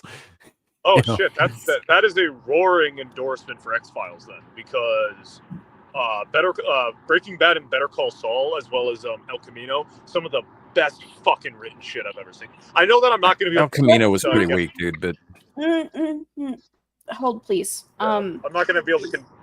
I'm not going to be able to convince any of you to watch it based off what you've just described about your personalities. But if there's anyone in the chat who has not seen them and is not personality like Sam Gallery, do fucking watch Breaking Bad. No, I haven't seen it. I'm not going to watch it. Hold please means shut the fuck up. Have you not seen X-Files? You can speak now. Did you disappear? Oh, this motherfucker. Woo! Sam, why'd you bring me back? Why'd you bring me back? I didn't. I had nothing to do with that. Have you not seen X-Files? Fuck, I forgot she has power. Hey, gal. Hi. How are you? Have you not How seen are you doing X-Files? today? Have you answer my question? Okay, I have a question. Did it come out before the 2000s? Don't ask. No, that's not how you It's answer yes my or question. no, dude. It's really simple. I have not, but if it's come out before the 2000s, my excuse is I'm younger than 9/11. If it came out after, No, I have don't no need excuse. excuses. Did I fucking ask for excuses? No, the fuck I didn't. You want to be a Marine? Don't give fucking excuses, kid. Yes, I yes, asked ma'am. you a question. You answer the goddamn question, and you shut the fuck up. Yes, ma'am.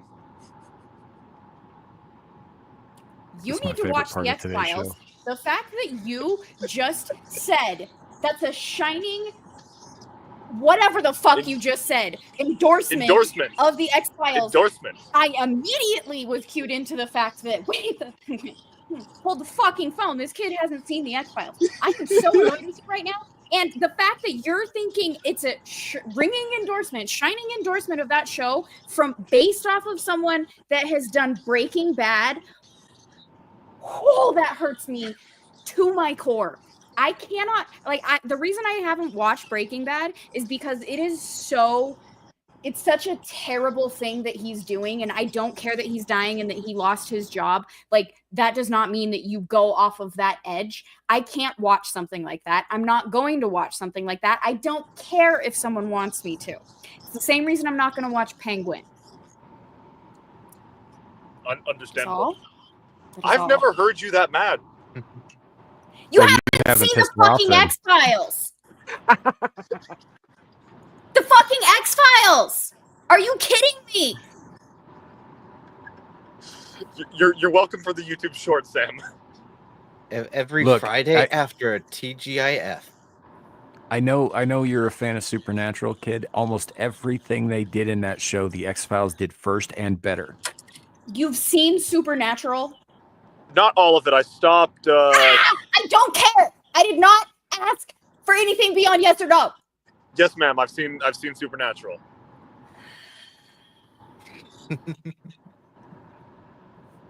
Go watch the X-Files, please. Okay.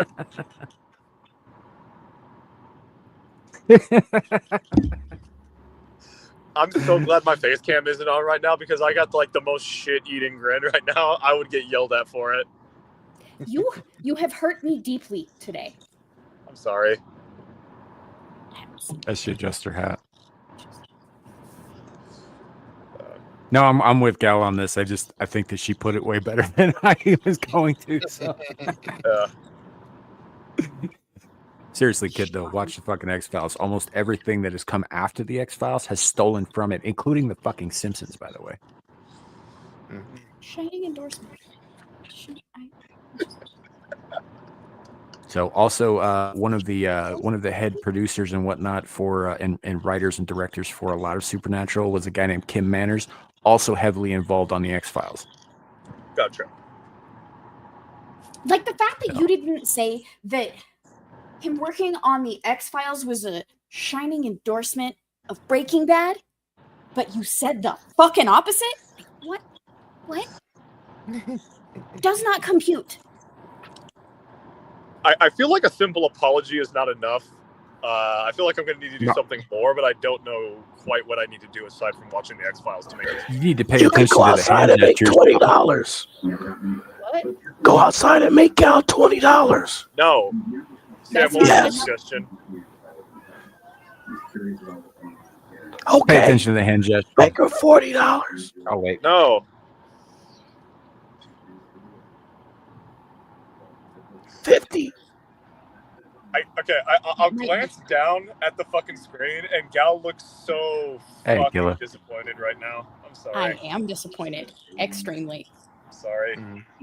It should be. This is an apology that I accept. As long as you fix it in short order. And make sure that you watch the movies. Most of them. Not all. Okay, how many seasons and how many movies? Because I'm getting on a fucking plane on the 26th. Here you go. So watch the first 4 seasons and then watch X-Files Fight the Future, which is the first theatrical movie. And then you watch the rest of the series. And then I think actually between seasons 10 and 11, you watch the other X-Files movie, which was actually straight to DVD. I'm forgetting what that's called, but that's it. That's the whole thing. There are 11 seasons total, 2 movies, one of which was theatrical. But you have to watch them in the specific order because things happen in Fight the Future that directly affect the rest of the series. Oh yeah, it's like the Stargate movies. Gotcha. How many episodes are a season, and how many minutes per episode? Oh, it's old. Oh, these are a man's seasons, son. Yep. Girth. 22 to 24 episodes a year. 45 minutes. So Except for the like last season, I think was like 10 episodes, but yeah. So it's basically a Stargate investment. Actually, yeah, it would be an SG-1 investment. Yes. Yeah, that got It 10 is. seasons. Shit, that got 10 seasons. Yes. Yeah, it did. X-Files got I wish 11. it got more. I wish Stargate got more. I wish we Wait, needed more Stargate, not you. Are you Yeah, counting that's- Atlantis? Yeah, no, I am counting So Atlantis. Atlantis you deserved at count- least 3 more seasons. If you count SG-1, Atlantis, and Universe, if you I don't even count if you Universe. count that shitty, I'm not done, kids. Shut the fuck up. Even if you Aw. count the shitty, animated series, call that a season. That's 18 fucking seasons of television. That's pretty good for most things. Yep. Plus 2 made-for-TV movies, plus a theatrical movie that preceded everything else, plus a couple of web series that you can or cannot watch, depending on how you feel about them or whatever. Like there's tons of Stargate content out there. I'm pretty happy with what we got on that front. Oh, absolutely. Yeah. It's a documentation. Go ahead, Cliff. Yeah, but It's a documentation. Oh, yes. Yeah. And like the Yeah. fact that Documentary. it's a show that got so much and it didn't fall into the tropes where it should have ended at season 5, like everything after may not have been perfect, but it is still dinner. Like it's the entree. Like it's the meat of everything. It is. Yeah, no. Ryan Wait, do you guys? Ryan do here you guys, lays out your remember the episode? your watch order right here. Gotcha. So go Thank you. back when you get home Thank and you very much. screenshot that. That's your assignment. All right. All right, we'll do. That's an order. Fuck.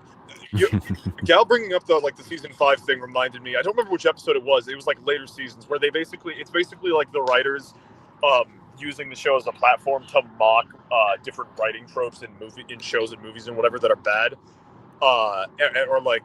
Just bad, like stuff like having a actor who left do voiceovers because they can't get them physically in the building for the shots, or the whole running out into a field. There's like an endless wave of enemies in front of them. They've got 30 seconds to get out, and then they just cut to, yeah, we got out. Don't ask us to explain it.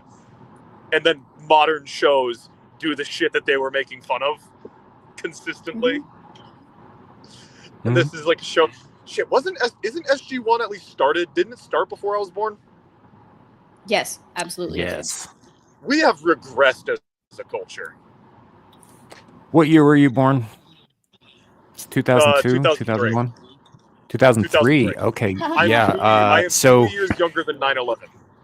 SG1 debuted in 1997. It was almost over when you were born. Yep. Fuck. Shit, it holds up really fucking well then. Yes. That's my point. It is basically a perfect show. Yes. Like, And the only thing that could have made it better. The only thing that could have made it better, I think, is if they never made Universe and if Atlantis got its final season. I think that's the only way Stargate could have been better.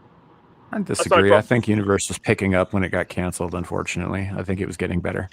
It had a rough first season. I mean, I've never watched Universe, but how it was explained to me was it was basically they finished Battlestar Galactica. They wanted a new Battlestar Galactica. Stop talking. Once again, you made a criticism of a thing that you haven't fucking watched.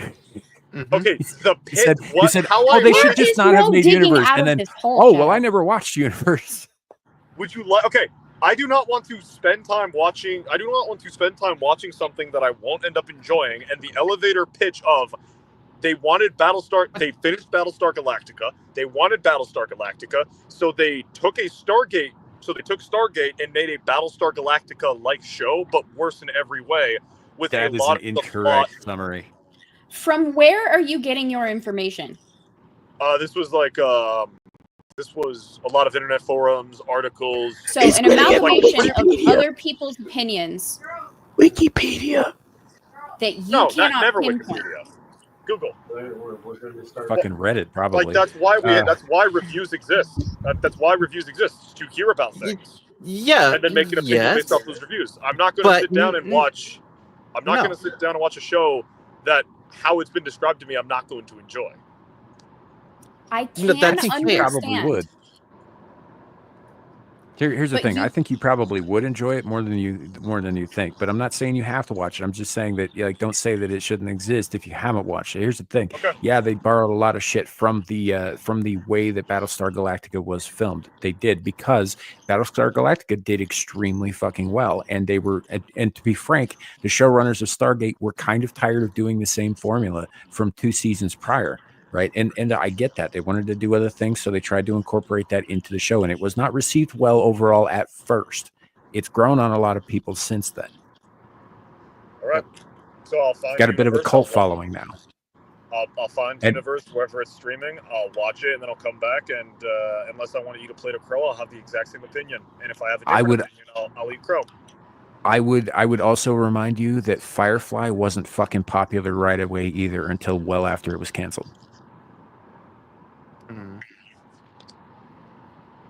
Very true. And now it's massive. Yeah, and then also certain popular shows get fucked over in their like 3rd season. So okay, yeah, you got a point. Yeah. So whenever I decide not to watch something, I preface my opinions by saying such and so advised me what this was about. I have not seen it myself, so I cannot definitively say whether it is good or bad, but I have no interest in it. Try that next time. Okay. Didn't we have this discussion when Fallout came out? Yeah. Somebody did. Yeah, I'm sure. Yeah, no, this was directed at me, where I'm like, hey, this is the flaws I've seen based off the trailers and based off the script leaks. I was told to watch it. I sat down and watched it. And yeah, it looked like Fallout. It sounded like Fallout. It was not Fallout because they replaced the underlying message of Fallout with class warfare and butchered certain factions to really hammer that point home, or to hammer home religion bad in the case of the Brotherhood of Steel. I stand by pretty much every opinion I had about the Fallout show. Yeah. Okay. I mean, I watched it. It was okay. Like but it wasn't like it's not something I'm rushing back to watch again necessarily. I didn't enjoy it that much, but it was all right. I enjoyed most of it. It had some problems. Like the only redeeming quality about that show, and even this, I still am like, fuck this, because it ties into the whole. They took the complexity of Fallout's conflicts and turned it into rich versus poor. Is the Ghoul storyline? That is the only storyline from beginning to end of that season that I actually gave a shit about, and and I don't even remember his name. So it's like, that's how much of a shit I actually gave about that show. Considering you don't find out his name until well into it, like, that's not surprising. Most people still just refer to him as the Ghoul. By the way, Walton Goggins kicked ass in that role. Absolutely. And if you haven't seen Fat Man, Walton Goggins is in that too. Just putting that out there. He's very worth watching. Even when he's in shit that I don't necessarily care for, like Sons of Anarchy, which he played a cross-dressing hooker in that, which was weird, but he was still very good as the actor playing the role. So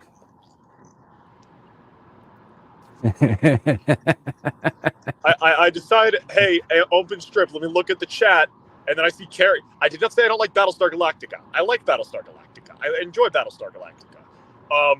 But I like just like I don't want to see Star Wars and Star Trek, I don't want to see Battlestar Galactica and Stargate. Yeah. Many IPs borrow things from each other. That's true. Yes. I mean, look, how many different sci-fi fantasy shows have you seen that all have somewhere in the later seasons? There's always that one fucking episode where one of the characters is in a mental institution and everything they've gone through for the past several years is a delusion in their minds, and they're trying to be convinced. Like, that happens in everything. It happened in the original fucking Star Trek at one point. It happened in Buffy. Well, there's a board in every sci-fi. Yes, I'm aware that different shows are going to reference things from other shows or take from other shows or be inspired by other shows. Fully aware of that. Like, I understand that is absolutely a thing, but there are certain core aspects to a franchise that are intrinsic to that franchise, and I would not like to see them removed in favor of utilizing something from another franchise. Like, if I want to watch a show about space exploration, I would want that to be a Star Trek show or a Stargate show. But I would not want a Star Wars show centered around exploring the unknown and meeting new alien races, because that's not what I watch Star Trek. That's not what I watch Star Wars for.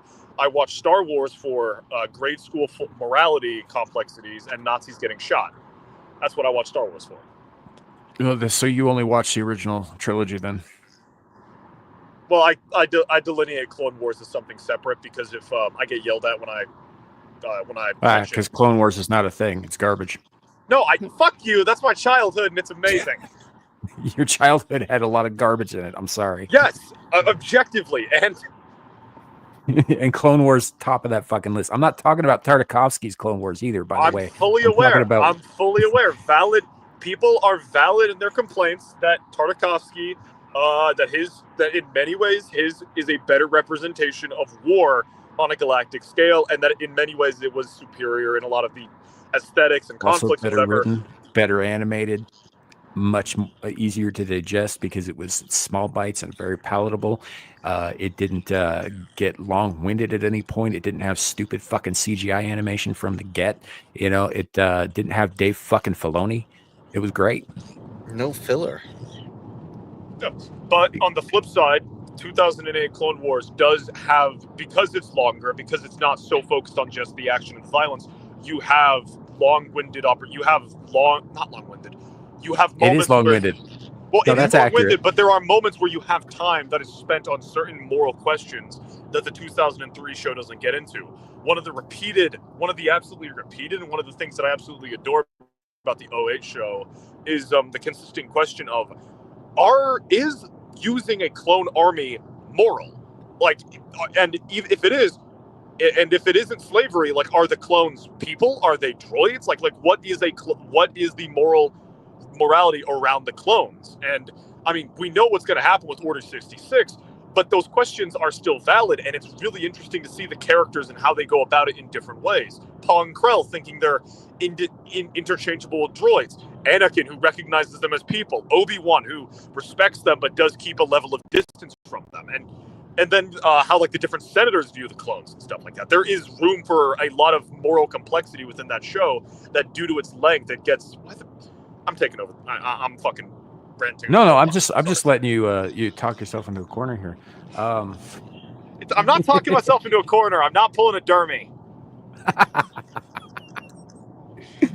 So, yeah, I kind of get all that, but the fact is like, even when posing like interesting philosophical questions, it still did it in a fucking boring way. I disagree. You can disagree with me all you like. I will say this: there were episodes. I will say this: there were episodes that I really liked. There were episodes that you could have just. Why were they even made? Yeah, but yeah, absolutely. But the majority, yeah, long-winded. It kind of describes it.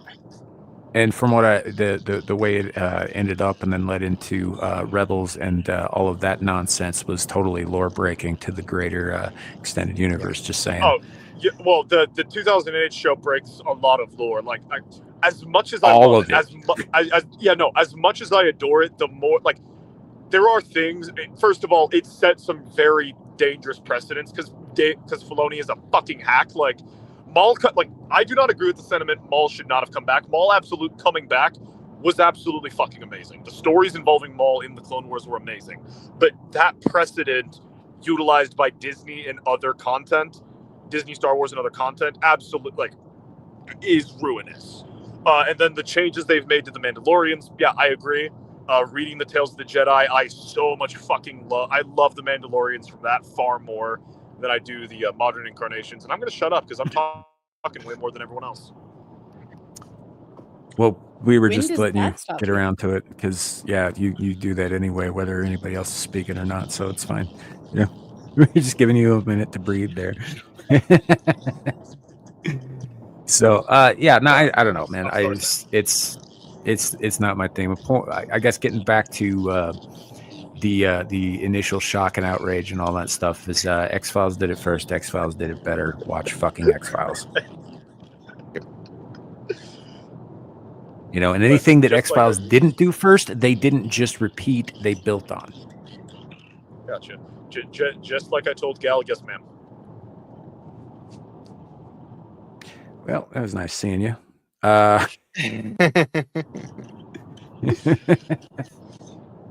Anyhow, yeah, no, it's kind of interesting that you bring up the whole Clone Wars thing, the actual clones themselves and what the morality is about that, because that actually reminds me of a philosophical question that I started asking years ago, and that when I started doing this show on this channel, and Larry will remember this because he was there, way back in the beginning, was a question that I like to pose to people, and sometimes people tell me it's a stupid question, but it's a thought experiment, really. And I'm sure most of you have heard me say this, but for those of you in the chat who haven't, the question goes as follows: do clones have souls? With some additions to that, do clones have souls? And if they do, where do those souls come from? Where do they come by them? If they do not, why not?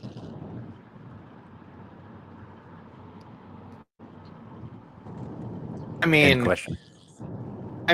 Okay, so if scientifically speaking, there was that experiment that when you die, your body gets lighter, right? And that's supposedly the soul leaving your body. So the soul is out there, which means it goes back into another body. So the answer would be yes, based on that. I'm not saying it's true. I'm not saying that that's what I believe, but that would be a theory. So the reason I ask is because, obviously we know how to clone like physical flesh, right? Like living tissue. We know how to do that. That's been proven for some time. Dolly the sheep, anybody? KFC. Yeah. All the clone fucking meat that we eat in the States. But here's the thing: is obviously you can divide cells and cause them to replicate, but can you divide something that's intangible, like a soul, like something that we believe is there, but we can't like physically prove with our five senses? right? Does that also get cloned when you make a clone of a thing that has a soul, or do they get their own new soul from a creator? Does it or why would they? Because they weren't created by the creator. It's just it begs an interesting question. Well, so on the sorry, Gal. My answer to that would be yes, they have souls. They are from God because we are an extension of God. And though we created the vessel, that does not stop God from allowing a soul to reside within it. Yeah. And I agree with Gal on that. Like, obviously, it depends on, are you cloning something that would have a soul? Like, not starting this debate, but like, let's say, for example, if dogs don't have a soul, right? Cloning a dog would not mean the dog gets a soul. But if a dog does have a soul, cloning the dog does give it a soul. And I think the biggest piece of argument for cloning a human, giving it a soul, is God is not the one like physically making the meat puppet the soul inhabits. That's the mother. The mother's womb is taking genetic information and providing a safe environment for the early life form to create a body. The soul comes in after. It comes in at some point, whether it's at the moment of conception, whether it's after it's left the birth canal, like whenever the soul actually enters into the body, at some point it's entering the body. But God isn't like molding with his bare hands the meat puppet. He is making the soul, however. So why would a synthetic womb, like a petri dish or an advanced cloning tech, why would that inherently be any different to a normal womb from the regards of a soul being made? In regards, so there is a difference. Well, there is a difference, and the difference is the naturalness of it. So like when you're talking about a mother's womb, right, you're talking about the natural processes that people were designed or created or evolved or whatever, however you want to put that, to do. There is a certain number of steps that this got to be going through. When you do it in a laboratory, everything about the experience, about the new life itself and it's coming into the world is unnatural. It's artificial, right? There is a disconnect there.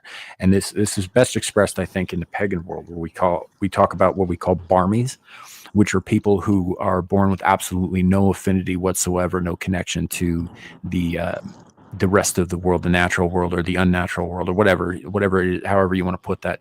But they're cut off from a piece of themselves. And 9 times out of 10, it's people who came from test tubes, or although that's a more recent thing, or like things like even C-sections is an unnatural birth, and it can sort of metaphysically blind you to some aspects of the universe, just coming into the world the wrong way, right? So I think that there probably is something to the artificiality of it that probably does make an effect, but I'm not convinced that the soul doesn't come into being. I'm just I'm one of those guys who does believe that a clone would have a soul, right? The question I asked people is like the same kind of people who would say, like you said, that dogs don't have souls. I don't agree with that, but the question is out there.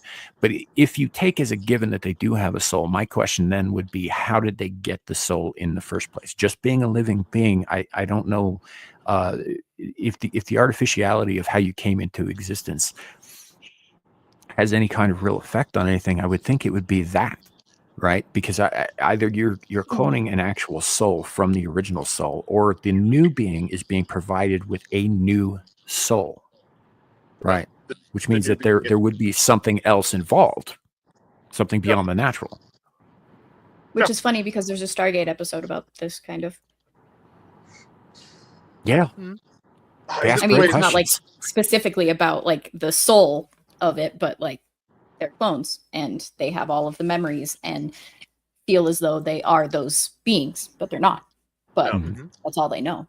Yeah, Farscape does it as well, and then there's also Doctor Who. It's a very that reminds me of a really good video that goes like, why does science fiction get so religious at times? And there's so many fucking good examples of that. Well, because they're not that far apart.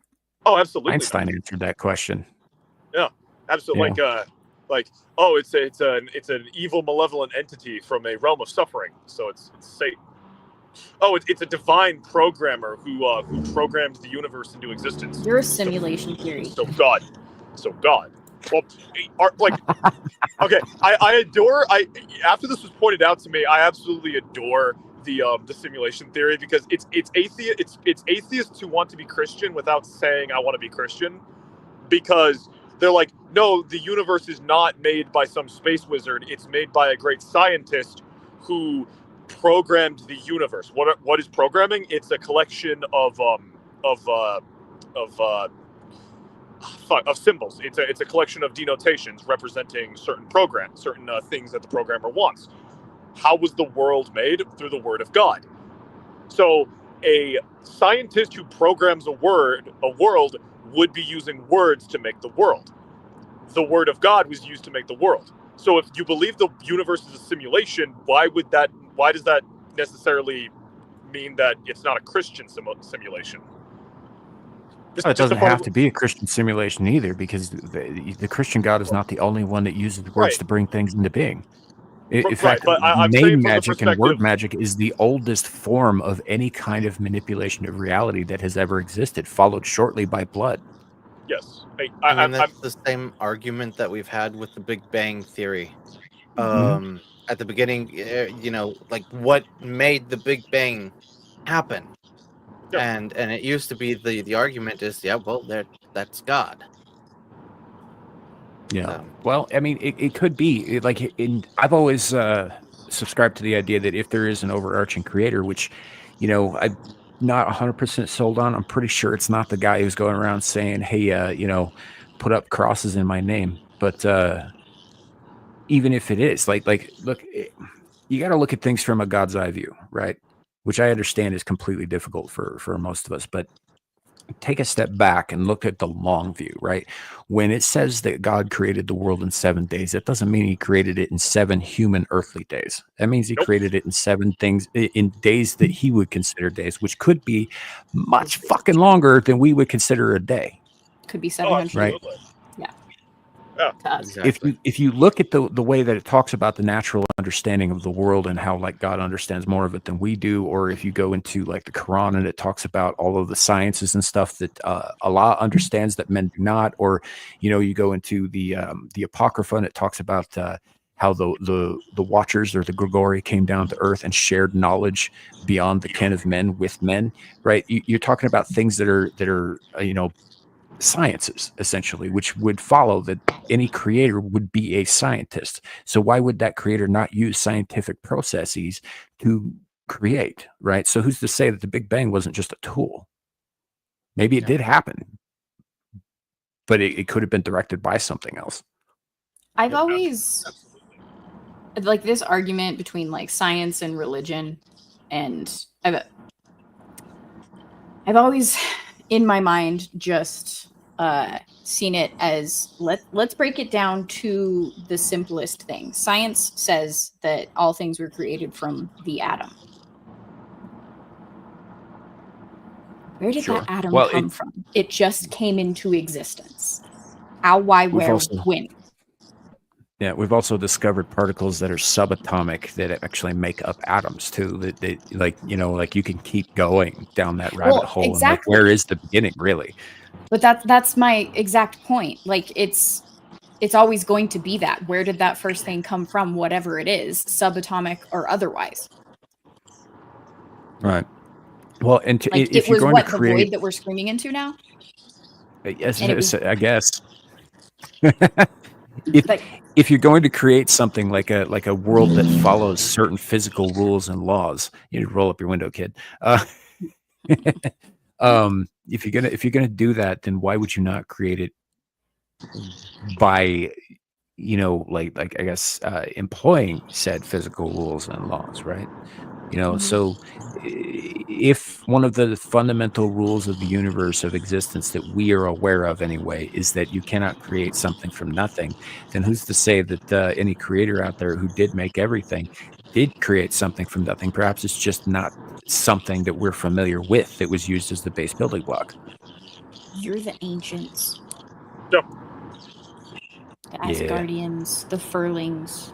Sorry, I'm rewatching SB1, so it's just on my mind. Furling. I like. Oh, okay. Literally last night I ended with the episode where Jack had to go to the Asgards to get the repository out of his brain. Nice. That's a great episode. Fucking love that episode so much. Very good episode. I just finished Wormhole Extreme. Oh my god. I love that Don't episode. you mean them? Don't you mean them telling on themselves? Nah, they were just having some fun with it, man. Yes. Wormhole Extreme is them telling us that Stargate actually happened. That Stargate is real. Yes, we got it. Convince me otherwise. Yeah. I'm not trying to convince you otherwise. I'm just saying, you know, it's a documentation. I mean, don't you follow Jack on Twitter? Jack on Twitter, yeah. Well, see, everyone's always just. Sorry.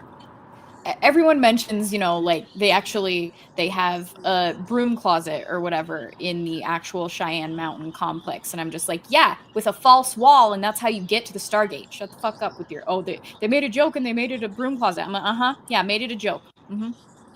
There's a false wall there. I'm just saying, there's a door that says Stargate Command in Cheyenne Mountain. It's a real thing. I've seen pictures. They say it's a broom closet. I'm just saying, like.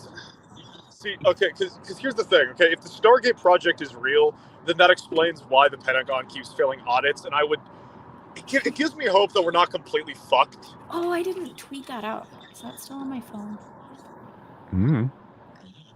Sorry, that was a question to myself. I have no way of knowing. I assumed I don't have access to your phone.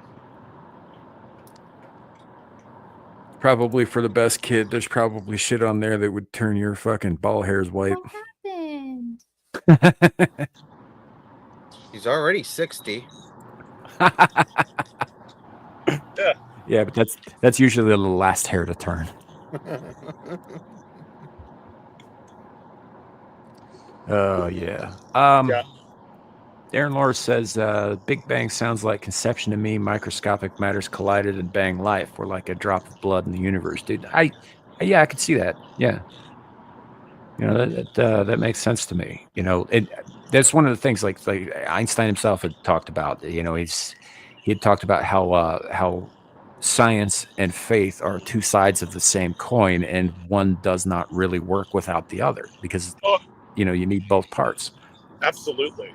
Like you need science to understand the way the world is, and you need faith to even begin asking the questions. Because, like, if you don't know that there's questions to be asked, then you won't be asking them. But if you just blindly believe in that the world works the way it's supposed to work, you'll never actually like take the time to figure out why it works.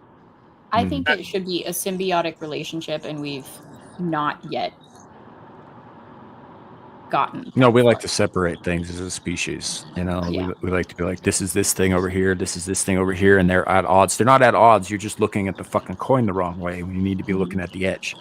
Well, also it's the fact that it is so much easier to control one than it is to control the other.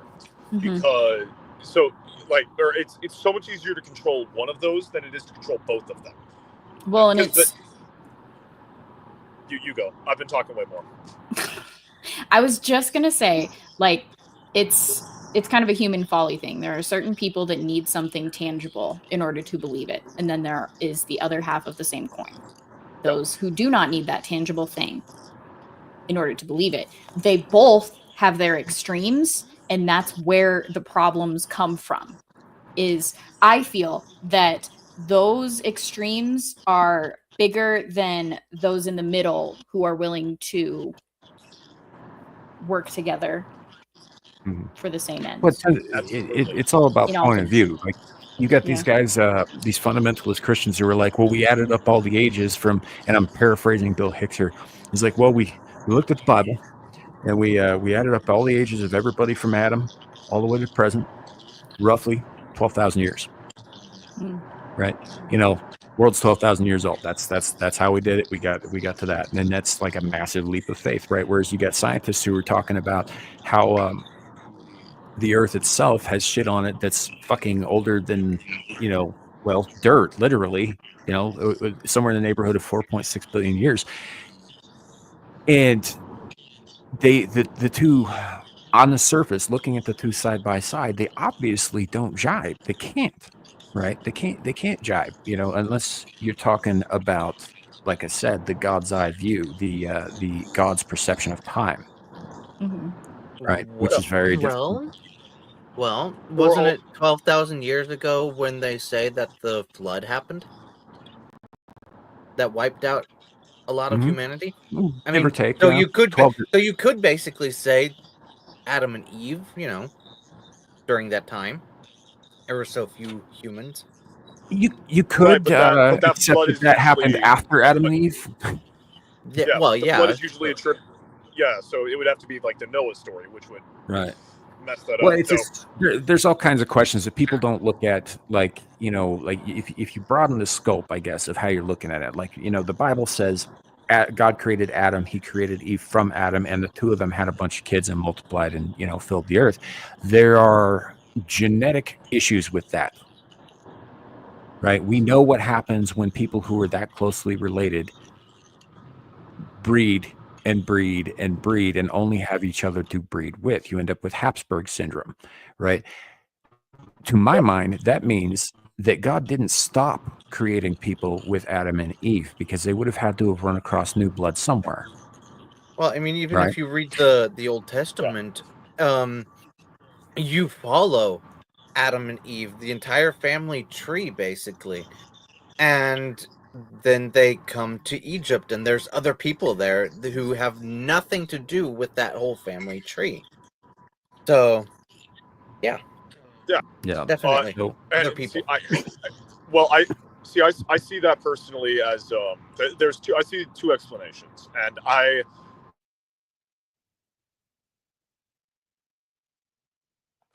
where well, not necessarily they go hand in hand, but that they're both possible. The first being that it's not all men, all of humanity is descended from Adam, but rather the traits that we attribute, the genetic material, the genetic traits, the things that we attribute to humanity came from Adam. Because we know there are near humans out there. We know there are Neanderthals. yeah, you're talking we about know other there are- hominids who were potentially interbred with or destroyed by these guys. Yeah. Yeah, and then also like if you want to touch into the whole, there are other things than humans, demons, and angels. Then you also get into stuff like the Dalseid, elves, dwarves, like all the stuff that would be attributed to other stuff. There were humans or near humans out there, but they were not the men of Adam. And so when it's God made men, it's God made people descended from Adam, and that is the chosen race. From the perspective of the Bible, that is God's chosen race from the perspective of the Bible. And then as Adam's lineage mingled with the other lineages, they became more like Adam's lineage because of that's just what happened. The other theory, and again, this could kind of work with the same thing, is the original, because remember, like they lived far longer than us. They lived into like the hundreds of years and were still seemingly physically capable during that time. So it could be that in the same way that inbreeding results in genetic deficiencies, they inbred, but their starting point was so far superior to us that instead of ending up like the Habsburgs, where they had like rotting intestines and single testicles that were black. Yeah, they had all kinds of problems, starting with the weak jaw. That was the definitive feature of them. But what I'm getting at, because even the Habsburgs didn't start out that fucked up, right? It takes time, even with close relations like siblings or parents. You can inbreed for a certain period of time before it becomes a problem, before you start showing those recessive destructive traits, right? So the very first people probably did inbreed for a little while, right? But eventually they would have had to introduce new blood, which means they would have had to run across somebody else.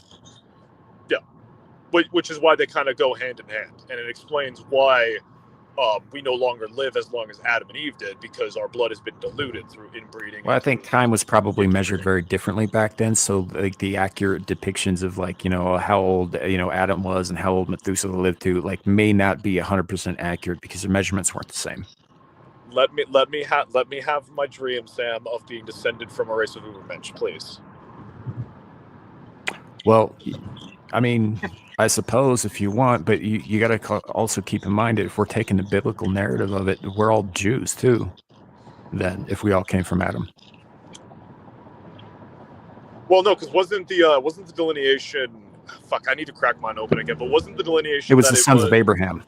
Yeah, specifically the sons of Abraham. Abraham was the great grandson of Adam. Yep. Great grandson of. Fuck. When did the? Fuck. Okay, now I'm trying to remember. Shit. Yeah. So the flood happened. Did the flood happen before or after Abraham? After. Well, after, I think, yeah, because Moses, came to save his peoples from another peoples, but they were all descended from the same peoples originally, and that would have been, in Abraham's time, because Abraham, if you recall, was not just the father of Judah, but also of Ishmael, who was the founder of the Arabs. Yeah, no, I remember they that. They were brothers. No. Also Isaac, Yeah, shit. I need to crack my fucking Bible open again, because time. Unironically, we need someone to do what Tolkien did with Lord of the Rings, but instead of Britannic and Nordic stuff, use the fucking Bible. That would be amazing. Yeah. So, well, yes. In theory, everybody was, though, right? If you follow that line of thinking, and even with the flood, right? If the flood actually covered the entire world, then we're all descendants of fucking Noah too. Yep. Right? Because it was only his family and their wives that got saved. Nobody else stepped on the boat. According to the story, they were all laughing at him until they drowned. At least in that local area, because remember, the Aboriginals have stories about floods, the Native Americans have stories about floods. I'm not saying that, dude. I'm not discounting the flood story. I'm saying I am saying is I'm casting doubt on the fact that Noah was the only fucking survivor. Right? No, you're right. I'm wrong. Yeah, my bad. Yeah. So it's just I mean, more people would have had to survive, or they wouldn't end up with people in disparate places of the world where they'd never had contact with anybody else, as far as they know anyway, given their primitive recording systems and all that. But, you wouldn't have Australian Aborigines, for example, who, by the way, are phenotypically extraordinarily different from African, sub-Saharan Africans, even though they tend to have similar pigmentation. They're very, very different people genetically. They're not related at all. Yep. That sort of thing doesn't happen if everybody on Earth is wiped out by a flood except the people on Noah's boat. Wait, when did the Tower of Babel happen? Was that before or after the flood? That was before. That would have been before Abraham's time. That was when Babylon was new after Earth. See, Abraham, if I remember right, was a native of the city of Ur, which came before Babylon, but not a lot before Babylon. Wait, and we know those were because we know Babylon was a real place. I can't remember if we know if Ur was a real place or not. Babylon is still a real place, dude. The ruins are underneath Baghdad. Yeah. Okay, yeah. So we know that. Okay, so we know that Ur was. Wait, so. My head's starting to hurt all the time. Are you sure that Abraham came before the flood? Because how the fuck did Babylon happen before and after the flood? They were unconnected events. I really need to fucking crack open my Bible and reread those timelines, because my brain is. I'm trying to place certain events in position, and my brain is just not doing it right now. Yeah. Let's see. Kevin says, which version? Because there have been numerous Bibles before the Council of Nicaea. There still are. There's still revisions. There's still numerous ones and all that. So it is kind of hard to delineate. I'd suggest reading as much as you can from as many different sources as you can, because the truth's got to be in there somewhere. Yeah. Also, even if there's not intentional revisions, just the nature of translation is going to be a bitch. Yeah, and I by the way, I believe that they a couple years ago they announced that they think they discovered what the remains of what they believe to be Ur somewhere under the sands. I don't remember which region exactly. I think it might have been northern Saudi Arabia. So, really quick, this is the exact reason why I do not argue religion. Like, I do not sit there and specifically argue my way is the right way, your way sucks. Like that whole argument, because there are so many translations and versions of these stories. Who's to say which one is the correct one? Gal And this saying is what everybody should go read Nephi. like this is the exact reason why I don't follow a specific religion. So, because the middleman can say whatever the middleman feels like based off of this nitpicked thing from here, over there, everywhere. I don't like that. And that's why I don't like when people push their religion saying, I am right, everyone else is wrong. Maybe that's because I was raised Mormon and fucking whatever. That was the basis of that religion of none of these seem right. Pray to God, maybe I'll get my answer. And then a new religion is born. Like that's a fair point. Yeah. Because, well, and that's why I kind of get very annoyed with people that don't know anything about the Mormon religion and then talk shit on it and make that joke like, oh, I'm just going to go get high in the bushes and say that I have a new religion.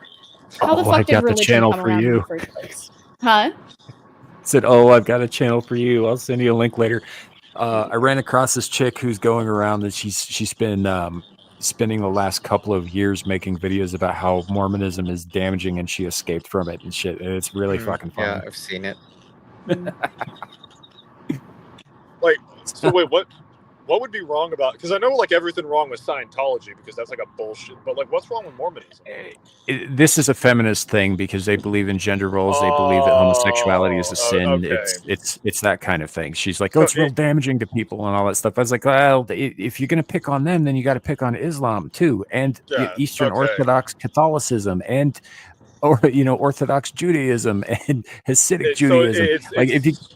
It's less an anti-Mormon thing and more of an I don't like being told what to do by. No, specifically, she's very anti-Mormon. She never talks about any other religion because her complaints, she's complaining about Mormonism, but the complaints that she does have of Mormonism are not intrinsic to Mormonism. They're intrinsic. They're intrinsic to any kind of like conservative religion that sprung from the desert. Yeah, but her knowledge is based upon how heavily it's pushed in Mormonism. Go have babies, follow your husband. Which I technically understand that because growing up, I didn't want kids. I didn't like kids. And you go through like young men's, young women's, whatever, at a specific time. And there is a thing, so it's on Wednesdays. You go to these freaking meetings, right? And one that just sits in my brain and does not leave is when we had to sit and make up names for our future kids and like do the woman thing of like plan your wedding and blah blah blah. Like there's an emphasis on that type of shit, and it really annoyed me because my mom was the breadwinner because my dad couldn't work. He broke his back twice and had a lot of medical issues because of it. So my mom, whose dream it was to be a good little Mormon, which is not a flaw, I know that just sounded like it was, but like that's what she wanted to be, was a mom and a wife and be in the home. And those dreams were shattered because of a twist of fate. And she had to go get an education and then be the breadwinner. And so growing up in that household and seeing some of these other girls that are just happily doing this, and their plan is to not go and further their education and decide that they just want to go make babies and their goal in life is to find a husband. That shit is pushed. I can understand why she might be annoyed with that. Well, I was never to that level with it. I had those thoughts because my mom, like her life was ruined. Like her dreams were ruined because of a twist of fate, to where I would rather be prepared, and my lot in life is not to have that. So it is what it is. So I can understand that she has those thoughts and whatever, but like pushing it as some feminist bullshit thing, like God, that really annoys me, and I don't even know what her fucking channel is about, and I'm just annoyed. Sorry. It is pretty annoying. It's like, okay, so you disagree with everything fundamentally about the religion. I get that. I understand that. You feel like you broke free of something that was harmful to you. I understand that too. What I don't understand is why you decided to start an entire YouTube channel a side gig from what your actual career is, right? Just to shit on the religion, right? It's like, oh, I got to get the word out. All these people are being Is fucking that used and all that stuff. I was like, I mean, you could say that about any religion. is that Well, and that's rhetorical? the other thing. It's not like it's pushed to go, okay, go study Catholicism. No, it's we're separate from Catholicism. We do not believe in the Trinity. Jesus was the Son of God. He is not God. The Holy Spirit is not God either. So we don't believe those things, and there's an animosity between the two religions. So it's not like it's pushed in each religion to go study these other religions. So when people are sitting there talking about other religions, but they don't actually have information on it and then make fun of it, it really gets under my skin, because I'm not going to sit there and talk shit on Catholicism because I don't in depth know that information. But people like to make, God, I just get really annoyed. I do. And the things where people are making these jokes but are actually serious about it, that's what annoys me the most. And I get super me now about it. And I need to calm down. Sorry. Don't apologize. No, it's fine. It's understandable. fine. You know how it is out here. We talk about all kinds of shit on this show, and sometimes we talk out our asses about all kinds of shit on this show. And by we, I mean me. It's just It's so you do. hypocritical. I mean, yeah. Look, this is why I like having these discussions, though. Is like I like getting perspectives on things, but I'm not actively trying to shit on anybody's particular faith, even if I disagree with that faith. Even when we're talking about creation of the universe, right? And if there is or is not a creator, just because I'm not sold on it doesn't mean that I'm trying to shit on anybody else's belief that there is one, right? I'm just trying to have the discussions because I find the topic very interesting. Oh yeah. Yeah. Definitely. And I wasn't at you. No, I know. I was just making a point to the wider audience at large. We have some people in chat who I believe are new. Like, I'm going to try and pronounce this correctly. Correct me if I'm wrong. Please do. Njade? I'm not sure, but welcome to the channel, I guess. Inyade? Would it be Inyade? I mean, hell, it could be on Yade. And Yade. That's true. I'm hoping it's Yade. So, that actually sounds really nice. Let us know so we don't keep fucking your name up, please. Because we will ad nauseum. And if it's been said incorrectly at any point, it's my fault.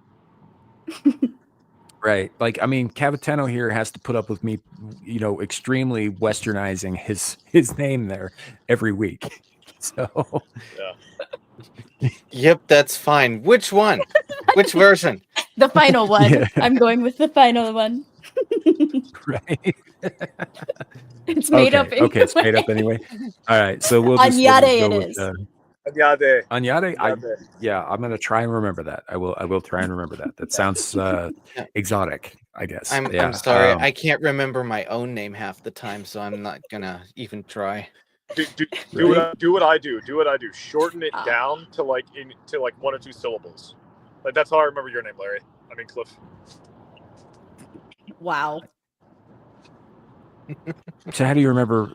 Like, you shorten mine to Sam. I guess that's how it goes, because there's 3 syllables in Samuel. Yeah, Samael. I shortened it to Sam. Yeah, they also mispronounce it incorrectly every time, but it's fine. Actually, isn't that basically a double negative if you mispronounce it incorrectly? Yes, it is. Thank you for pointing out the foibles of my tongue. I appreciate that so fucking much.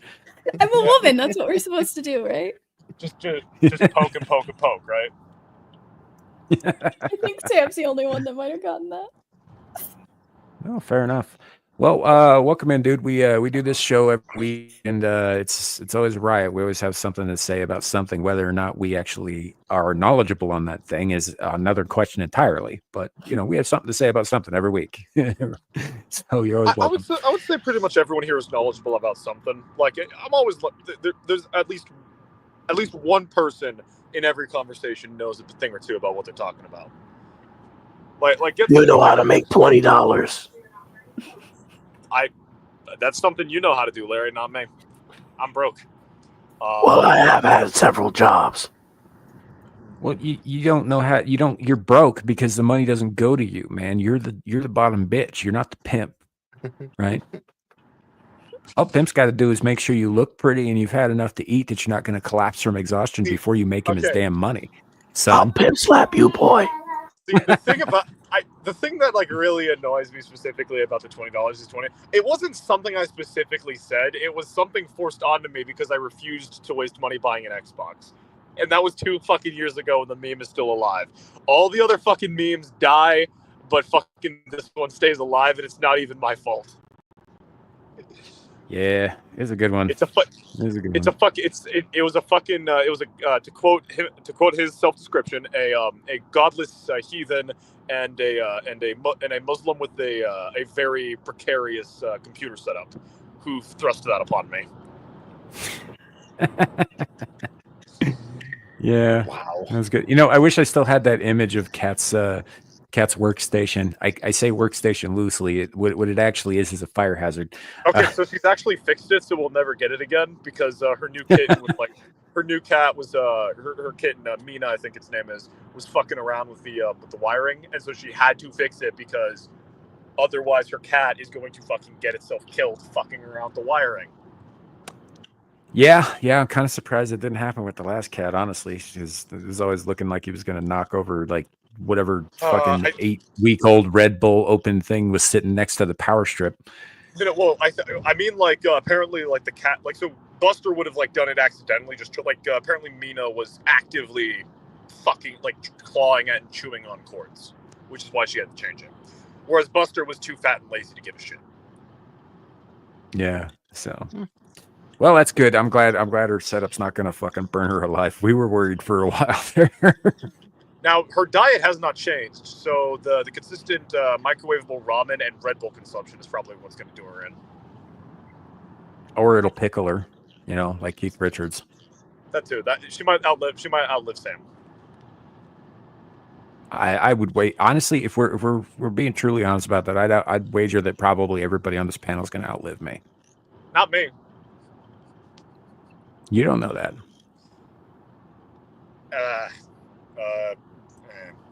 Given we're looking at the events of Fallout happening and you live in Wyoming and I don't, I feel like I'm more likely to get nuked than you.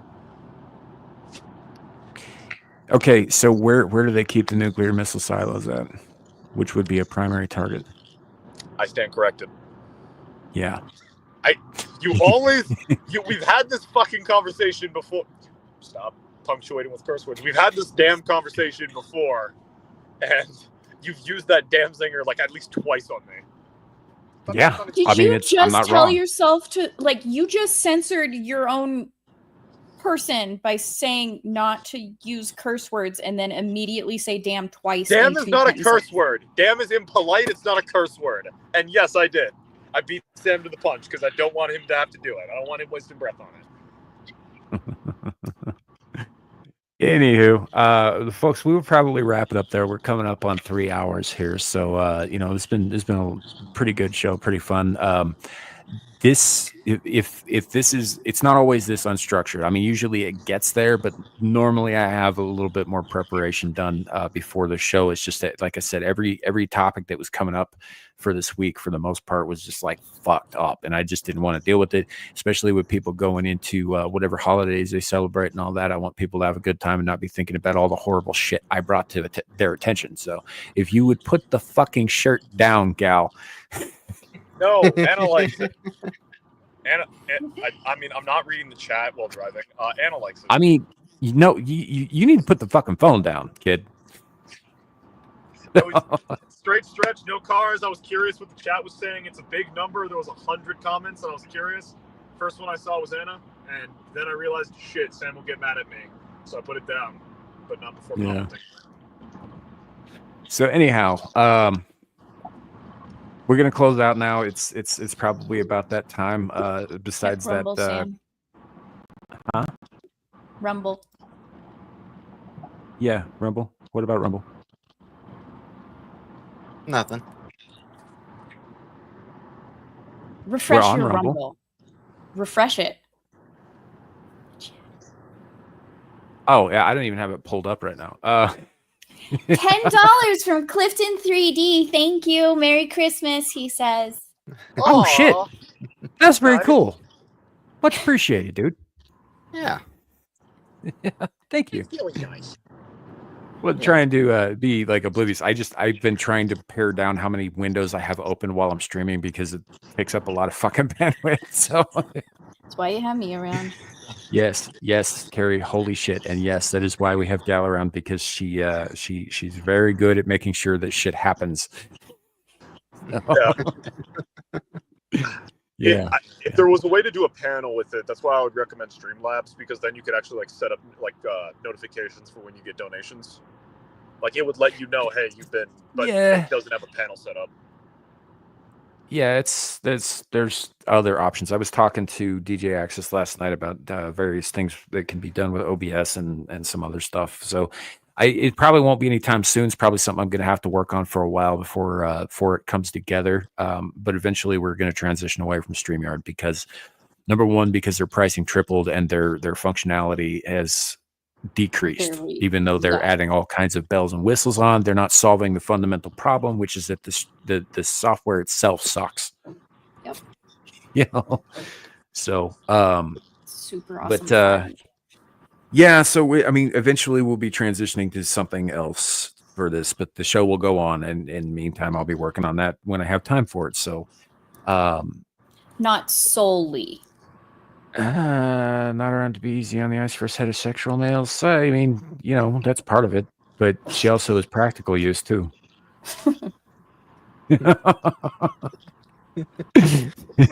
She's one of the good ones. That's right. I said it.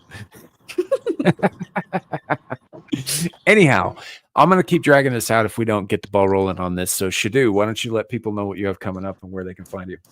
Howdy, everyone. I'm the Shadow of the Hawk. You guys can find me in Taipei, Taiwan, where I'll be studying abroad for the winter, which means I don't have any videos or streams coming up. However, I dropped it. Been a year since I've done this.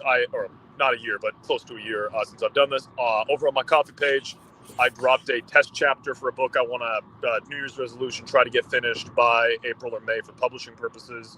It's called Forging a Cherubim Sword. It is basically Space Crusades, fundamentally. The specific story follows a man who, through plot reasons, I won't spoil, ends up joining a holy order of knights in space. And it's basically him coming to terms with what happened and maybe getting vengeance, maybe not getting vengeance. Who knows? It comes down to what happens at the end. I would very much, if any, it's over on my Twitter, which you can probably maybe find me still tweeting on over the break while I'm over in Taipei. Depends on internet situation. Linked in my profile. You'll be able to go to my Coffee page there. If nothing else, just give me feedback. That's all I ask for. Even if you think it's shit, tell me why you think it's shit. I would love to know so I can actually improve on it. This is something I want to make good so people can enjoy it. So any feedback is good feedback. And that's it. Thanks for letting me show, Sam. Yeah, absolutely. Going right around that horn, Clifton, what do you have planned? What do you got coming up?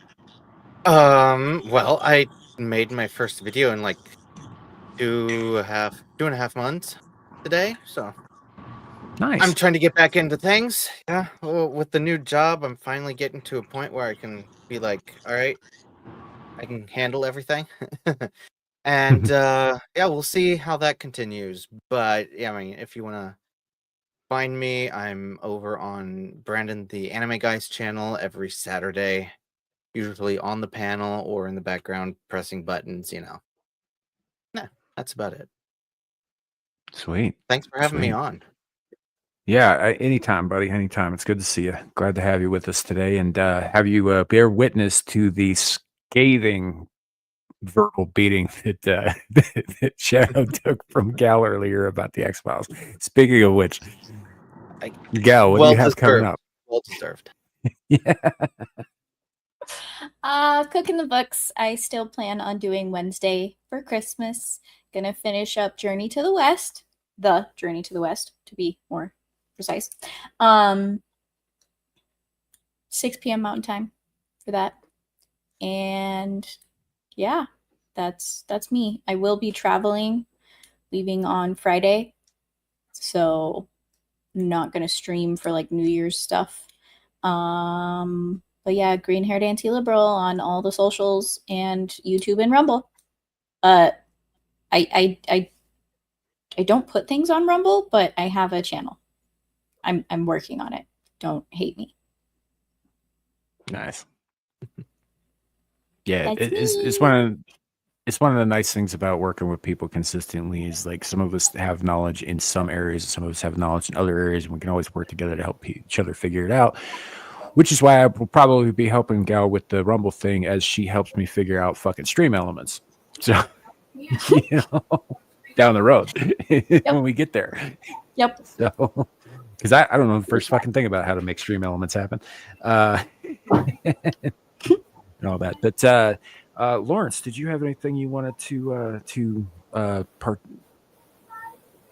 I guess that was totally the wrong word. I don't know what the fuck just happened there with my tongue. But did you have anything you wanted to impart to the audience before we go? Yeah, I'll be in Amira's chat tonight on her channel. Exiled Lioness 2. Yep, and I'll be on Abyssal Musings next Friday. Indeed, and hopefully that'll give you your voice enough time to heal a little bit. And hoping you're feeling better, man. I'll still pimp slap Shadow. I mean, yeah, but that you just need a hand for that. Yeah. Also, that's nothing special. That's why pretty much everyone puts up with me, just to keep me as a punching bag. Indeed. Well, that brings us around to me, myself, and I will be over also on Exiled Lioness 2 later this evening, about 8:30 p.m. Mountain Time. She's planning to go live. After that, next thing up is on Monday on Mellow Mondays on the Renaissance Nerds channel. And then I don't believe I have anything scheduled until next Friday right here on Samuel Lee Infamous with Lawrence Knight for Abyssal Musings. And then we repeat the cycle. It should be Beelzebub over on Beelzehub right after that, and then right back here for the next Screaming into the Void next Saturday. Hope you guys have a great week. If you do the holiday thing, I hope your holidays are fantastic. And thank you for being here, wasting time with us, and hanging out. Appreciate all of you guys. Appreciate everybody on the panel. All of their YouTube links can be found in the description below. If you're on YouTube, they should be able to find them on Rumble too. Thank you for coming. Thank you for hanging out. Have a great weekend, and we'll see y'all soon. And remember, it could always be worse. It could be raining flaming cobras. Good night, everybody. All right.